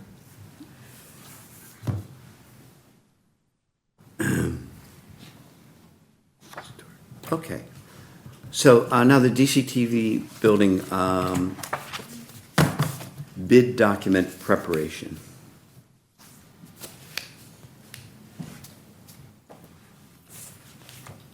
Motion to approve as requested with 100% of the funds coming from the historic preservation.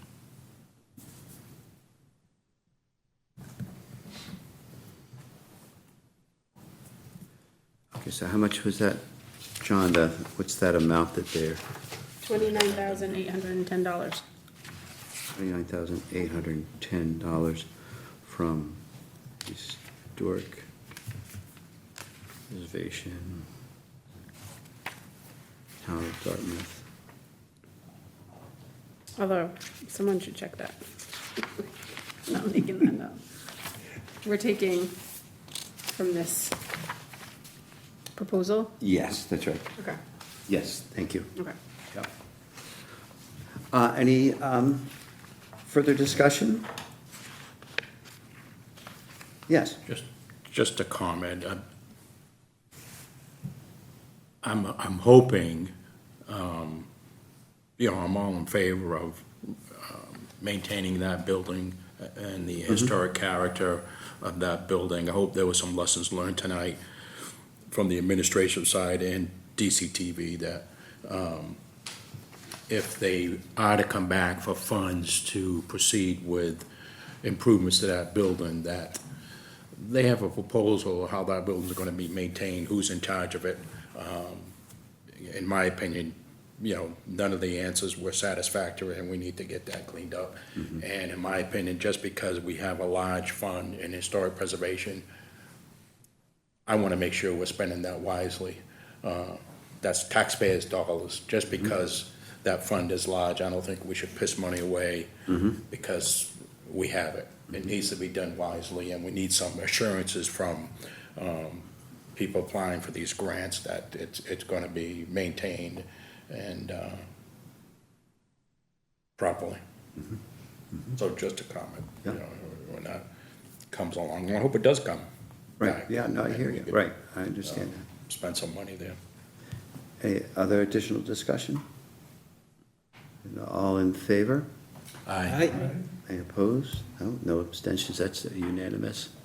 Perhaps, I agree with John, that's kind of hopefully a point made down the road, but perhaps would we, as a committee, we can kind of document this in a form of a letter that can be sent to Chris. Just say, we're looking forward to this building being, preserved, but if any consideration of future CPA funds, we would need to. And then kind of try to articulate what was said here about the need to have some assurance about how this building is maintained going into the future. I'd be happy to draft something for one of our future meetings so we can actually look at the language to see if we're happy with it. And we can tweak it because we have time. There's a window here. The bid documents don't need that kind of assurance, but construction would. So if folks are happy with that, I'd be happy to draft something for a future meeting, and then we'll be comfortable with the language of how to communicate this, because it's probably good to document it, and probably also good to have a little bit of advance notice of how to work towards something. So we're not dealing with that in some kind of a last-minute mode sort of thing. People okay with that? Yeah, sounds good to me. All right, great, and we can work on the language. I'll get us started with a draft, and then we can finish it off at one of our meetings.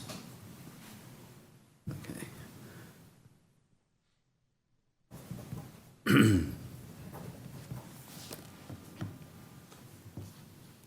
Okay, so our total, the next thing we want to take up is annual fund reservations. Thank you. Take care. Have a good evening. Is the annual fund reservations. We have in commitments,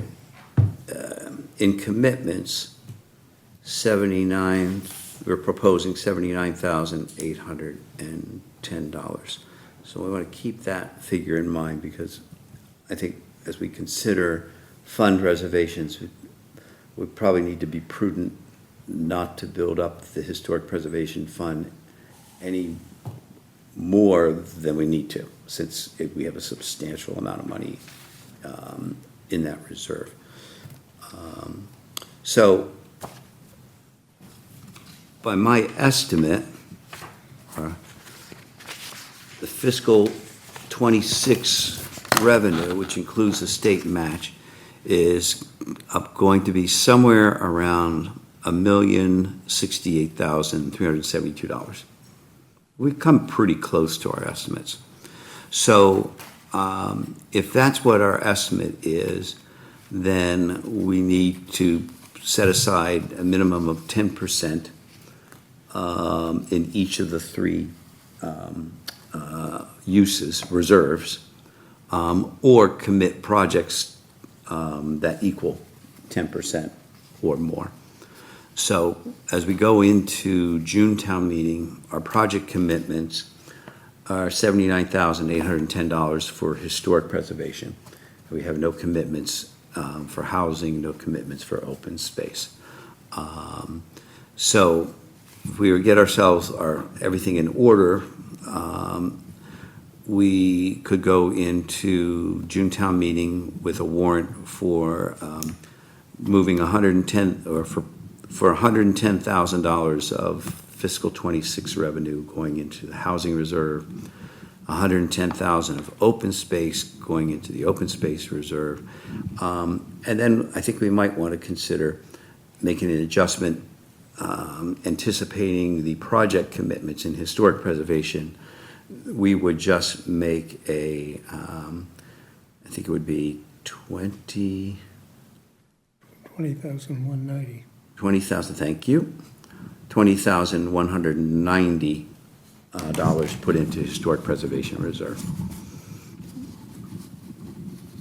And based on the figures that I presented on the fiscal year 26, if we did that, the historic preservation reserve would be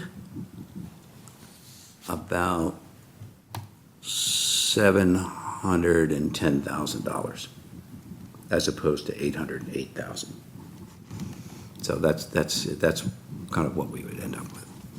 The other reserves would be what I had kind of quickly went through. The housing reserve would grow to $367,000. Open space would grow to $237,000. And again, historic preservation would be, with the lower amount, it would be at $710,000. Yeah, John. So have we ever done this before, where we pulled back because of the, so my question. Sometimes we have in the sense where we haven't made any reserve because we had like maybe a $250,000 and, or 500, like for the housing, the recent housing, we have not put in for housing reserves because we've committed like $500,000 to a project, which is why, that's why these reserves have stayed low. I'm just playing the devil's advocate. Yeah. So CPA Act requires us to put in 10% per year. Put in or spend, What's that? put in or spend. Or spend, Or spend. yeah. Will town meeting allow us, again, devil's advocate, if one or two of these projects don't get approved? Then We'll we, go on, can we amend from the floor that instead of 20,000, it's 110,000? well, what we do then is we make our correction in October town meeting. We have that town meeting then to make Still our, meet the letter of the law. yeah, make our correction. Yes, yeah. That's a good question. Like, for instance, if the Department of Revenue says in August, hey, we're gonna give you 30%, not 15.9, we would have to go back and put more in reserves and stuff, but based on the information we have That would now. be a shame if we had to do that. Wouldn't it? Yeah. So October is our safety valve for just that question. So if we look at if you have the template, if anybody wants to see the template, so you can take a stab at this. The second warrant article. getting this. The second warrant article is for reserves.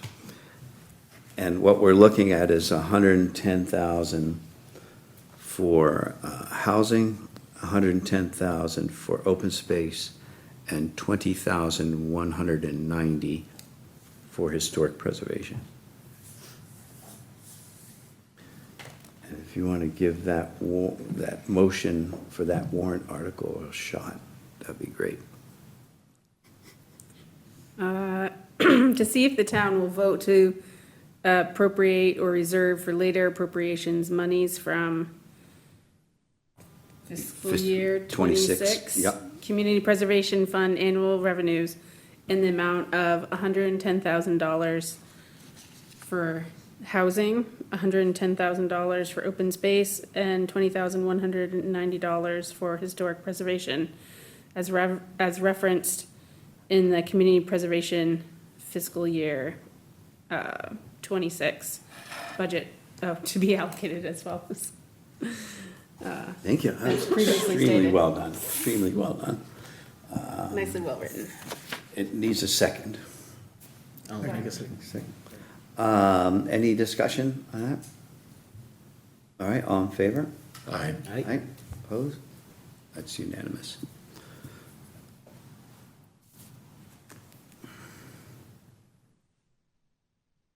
Okay, and then we have our administrative budget.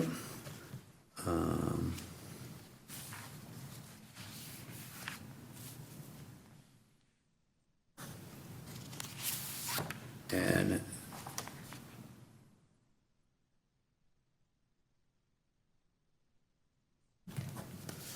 can we pass this to Jim?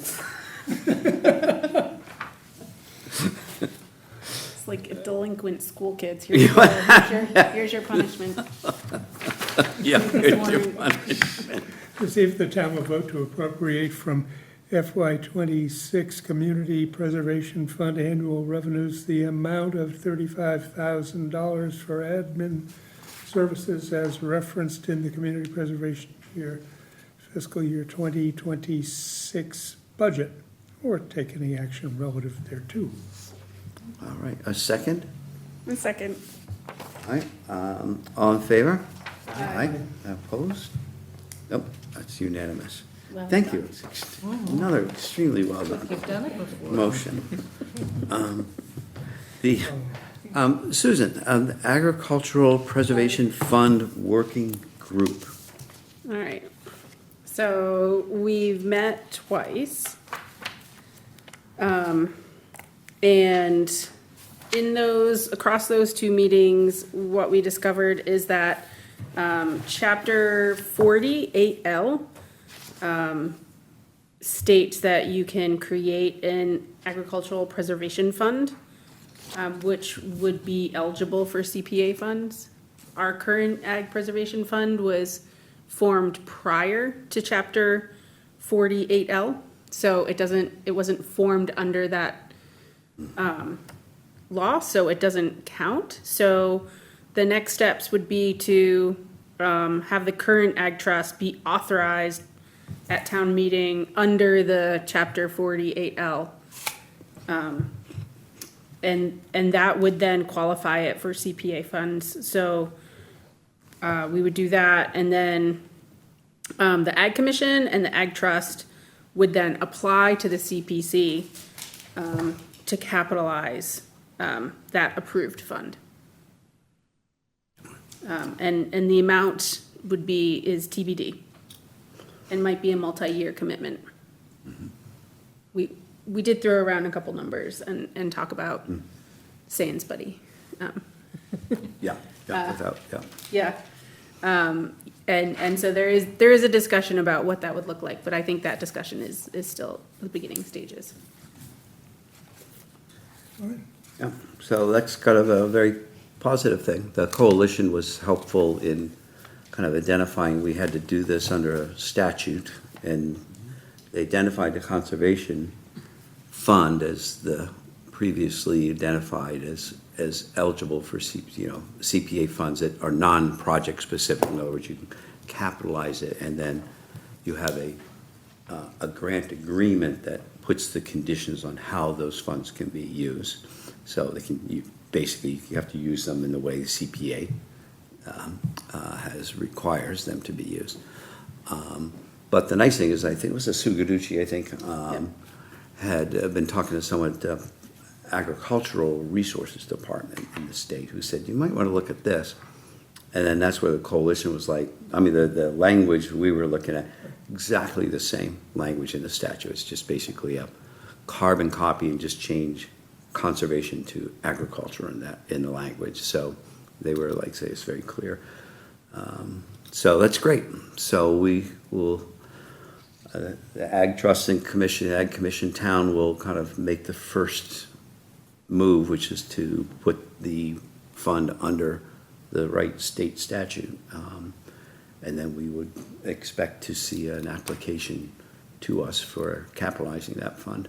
Susan, I just had a question, so the process on that, does that have, I think you mentioned town meeting. Does that have to go to town meeting, and then, does it have to do something at the state level too? No, because To that Mass General Law? it is general law already. We just need to Allowable. form, it's allowable. Needs to be ratified here locally. Yes, the By town town needs meeting. to say, under chapter Yeah. 48L, we're forming this agricultural preservation fund. Is that gonna be able to be on the June meeting, or would it have to go to October? I think we're shooting for June meeting. Oh, good. And so that was also like one of the details we had talked about is who actually writes that and who actually submits that. There was a lot more to the two meetings than just all that, but that was the happy, there was some like convoluted, and then, yeah, Sugaducci was like, boom, I fixed everything. Magically. If it gives comfort, in the town where I used to live, the CPC, there was a housing development entity. And in years when they didn't have a project, they frequently did have their own projects, but in years when they didn't have a project, we'd appropriate to that to that entity. So it was, you know, in essence, an annual stipend. And so they felt good about having a steady stream of funding for the kind of thing they did. So, Yeah, those looked very promising. I don't know what laws enabled that, but And so kind of, it will come to us as a proposal, and then we will consider it like any other proposal. But that's, great news. Yeah, it's kind of a very eloquent solution. Keep in mind, if the goal is June town meeting, there is a deadline. I don't know what it is, but when that door closes, there's usually no exception, so, you know, don't let that happen, you know.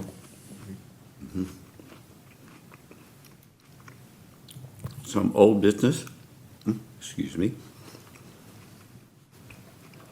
I sent, just this week, I sent Magnolia a couple of more detailed mock-ups for projects. So we had talked about expanding the kind of information you would see when you would click on the map and you pull up a project. I made a couple of copies of. Oh, okay. So here's, yeah, oh, man, that's awfully nice of you. Well, I wasn't gonna show anybody anything.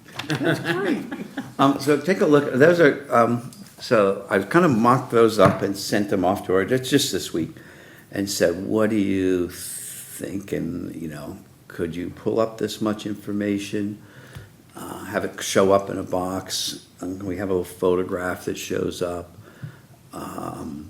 Would, you know, so, she'll get back to me. She's good about that. And so we're gonna just see if what the any complications with having more expanded view of information.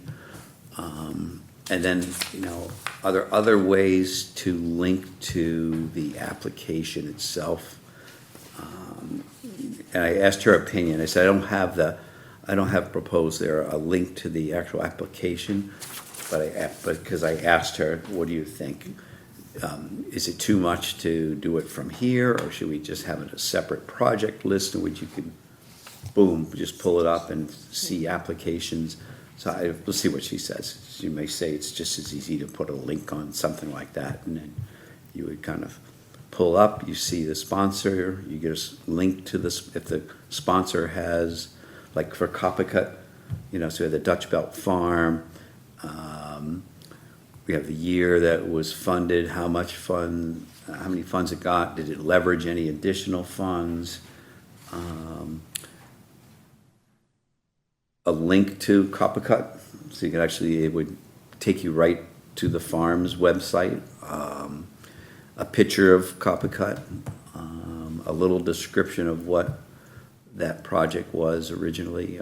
So you don't want it to be massive because you just can't digest it, but. So we're kind of heading, I need to see what she thinks, and then one of our future meetings will come back to those with any tweaks that she's made, because, yeah, we can or can't do something like that. But the idea is to, an expanded box, expanded amount of information that you would see when you click on that little GIS map that has all of our projects. Including, at some point, you know, projects in progress. Maybe even proposal, you know, there's other, you can pull them, you know, make a list of them at different statuses. These all are the complete ones that she's got on there. So that's coming along. Historic building inventory. We have a service agreement that got approved by town. Town council had comments, incorporated those, sent them off to the contractor, Miss Smilage. Miss Smilage. She had some revisions, pretty much most of which made sense. They were just a little bit more specific description of the scope of work, but it was all the same intent. So I've got to get that back to her with those revisions, and I think there's probably one thing that we didn't want to take out in terms of having the Historical Commission certified to the CPC at the end of the project that everything's done and satisfactorily, so that we know when we're done, we're done. We're not gonna come back 2 months later and someone saying, well, I wasn't sure if that, no, we're done, we're done. It was accepted, so we'll make sure that that's in there. The one thing is, she is not able to start work until August. And then I think it's like finish in November or something like that. So I did get in touch with Donna Fernandez, town accountant, who, and I said, basically, I said, we had planned to commit some of our administrative budget, the I think it's $907,045, $245 or something like that. $9,745. Commit this year's administrative budget towards that. Since the actual work might not start till August, what happens if we sign a contract now? So the nice thing is, we can sign the contract now. That obligates our administrative funds now, and that obligation can carry over into the new fiscal year, without affecting our fiscal '26 budget. So we signed a contract now for the historic inventory, whatever that 9,000 and change. It'll come out of our administrative budget this year. It'll carry over into next year since she can't start till August. So that looks good. So I just need to send back to Ms. Smilage the final version of the service agreement. She signs it, sends it back to Michelle. I sign it and then tell her we're good to go. And then, so I think we're kind of just almost at the finish line, not quite. But just about there. Then the open space preservation process, haven't gotten, I think we have talked, as I've said in previous meetings, we've had a couple of meetings, we've kind of have some clarity about how the burden and the cost of holding a restriction can be shared between a town and an entity like Buzzards Bay Coalition for a future project. I think probably it would be good to, I have not gone to Conservation Commission yet. It'd probably be good to go and get on the agenda and just go over that with them and suggest a process that steers people towards Conservation Commission really early. Really at the time that somebody wants to submit an application, I think trying to encourage that they've already been to Concom about what they want to do, so that everything else just falls into place pretty much as they would with any kind of project that we're processing, as opposed to kind of take a first 2 steps and then pause while people figure out who's going to hold the restriction, do they agree to do that, how much, get all that stuff out of the way if they can. So I think there's interest, certainly among folks like the NRT and the Buzzard Bay Coalition, that none of this sounds off-putting.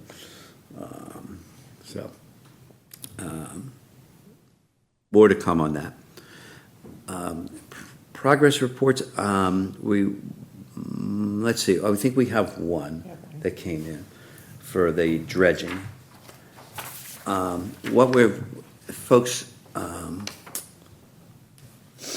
We just want to get minimally one of these forms from each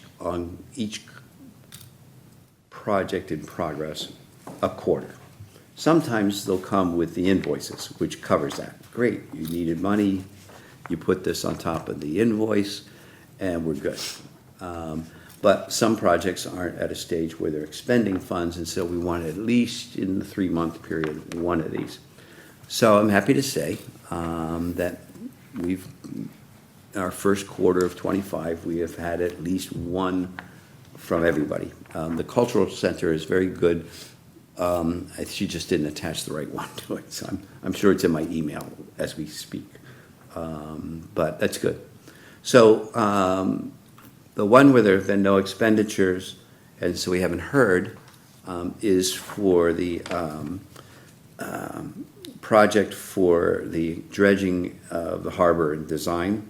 And so I will just read this. It's, again, these are very short, which I think we were concerned about not overburdening. I think we've been successful. These are short and sweet, but they have been helpful to flag things like Cornell Pond not getting the Mass Trails grant, things like that. The dinghy storage not getting the Seacoast Economic, Council funds. So it's been helpful to flag a few issues. The town of Dartmouth has been working with its consultant engineering firm to complete the dredge feasibility report. The draft report was submitted to the town of Dartmouth in February 2025 for review and comment. There was additional time that had to be spent on surveying the area, not initially considered. However, this should not impact the total budget or project timeline. The town anticipates completing its review of the report ahead of a final issuance. The town anticipates submitting disbursement requests in the next quarter. So, sounds like that has moved along, which is all we would want.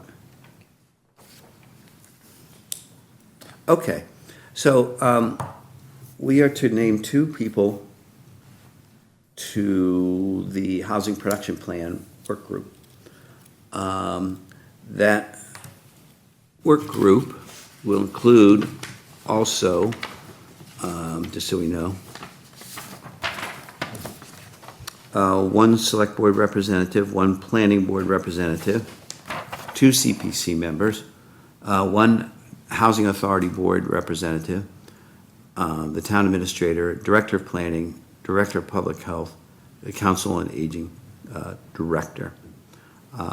So I don't, Michael, do you know the housing authority, what they're doing? So we had our meeting last night, and David Broder was assigned from the Housing Authority. Okay. And I was gonna offer through the CPC, if you're, Oh, that'd if be that'd great. be okay. Yep. So, and Margaret Sweet has also expressed an interest. She couldn't be here. Someone else really wants to do it. But Well, we I'm need off. 2 folks. She had injured her ankle, and so actually she broke it, right, or something? Yeah. Broke her ankle only today. Yeah, so she wasn't able to drive. So I meant to pick up a get well card for her on our behalf. If you all are okay, I will send her a card on our behalf. I won't forge anybody's signature, but I will say, on our behalf and express our condolences and hope she gets a fast recovery. So Margaret was interested. I think you're interested. I think you certainly bring a lot of expertise to this. Anyone else interested? I could be a backup plan. You'd be a backup plan, Susan? So if someone can't do it, I'm happy to step in. Yeah, okay. Mike, didn't you say you were interested? Yeah. Yeah, so, because last night, Okay. I was at the Housing Authority meeting, I was talking about it, and, David said he was interested, and I said, well, I'm on the CPC, I said, I can mention tomorrow night that I would be interested as well, and I could do it through the CPC, but, Yeah. like, I think it's great that Mike's, because I think The expertise. when I saw the initial makeup, I was surprised the select board picked 2 individuals from CPC and only 1 from the housing authority. I'm like, Yeah. Shouldn't the housing authority have a bigger stake than the CPC? So I'm glad No, CPC. you're willing to step up, because I think it's important for the housing authority to Yeah, no, be I a stakeholder in there and have I some say. appreciate that, thank you. Yep. Yeah. So if we have a motion to, and might we also kind of consider you, we'll name you alternate? How's that? Well, let me speak to that. So Margaret is the other, so there's Susan, Margaret, Mike. I don't know if anyone has any, probably should not be making motions for anybody. What do we think? I think it'd be inappropriate to name a backup, because we're not asked to do that, that's not our charge. If someone can't fulfill their obligation, then I would be happy to say, Susan, yeah, step up, I hope you're still interested, but I think our charge is to appoint two and not a backup, so I motion we appoint Mike and Margaret. Second? Second, okay, any further discussion? All right, all in favor? Aye. Unopposed? All right, it's unanimous. I'll let Margaret know that. Okay. In our next meeting, we do every year, we do need to consider a CPC chair and vice chair. And I'm chair, Jim's vice chair. So this is just keep that in mind. Think about, people did really well with warrants. And so think about that. And what you're interested is, I'm certainly, if I were not chair, I would stay on the committee and provide tremendous amount of support to the chair. Since we have, a lot of this stuff is kind of down to a process. So just keep that in mind as well. And then the question I have, in April, I'm going to be in Ireland in April. So love to schedule a meeting out there with you all, love to see you. But I will be away in April. So we have, I think one thing we could do is plan on meeting. Jim, if you are available, you would chair it as vice chair. I think if there's not a pressing item on the agenda, I think that requires a decision. I think, you can decide whether or not there's an agenda that requires business. So I think if the committee is fine with that, as opposed to an agenda that, it's nice to see folks and it's nice to pass on information, but if there isn't, April might be an agenda, it might be a month in which there isn't a business thing to do. Yes. So the chair and vice chair can wait till May then, is what you Yeah. mean? Okay. Yeah, if you want to do that, we can wait till May. Or take it up in April. Tentative date, April 8th is the Yeah. Yeah. CPC. But it may behoove us, leave it open, plan on it, because, Murphy's Law, you don't plan on it, something comes up. If there's invoices that have to be signed, we have a process for signing invoices without having to call a meeting. We have the designated signers, and then the invoice is reported out at the following meeting. So we can handle that. No, I'm one of the designees. Have we Yeah, I think you are. made, yeah, I don't think Oh, I we've think it is updated. Margaret, yeah. It's me and Margaret? Yeah.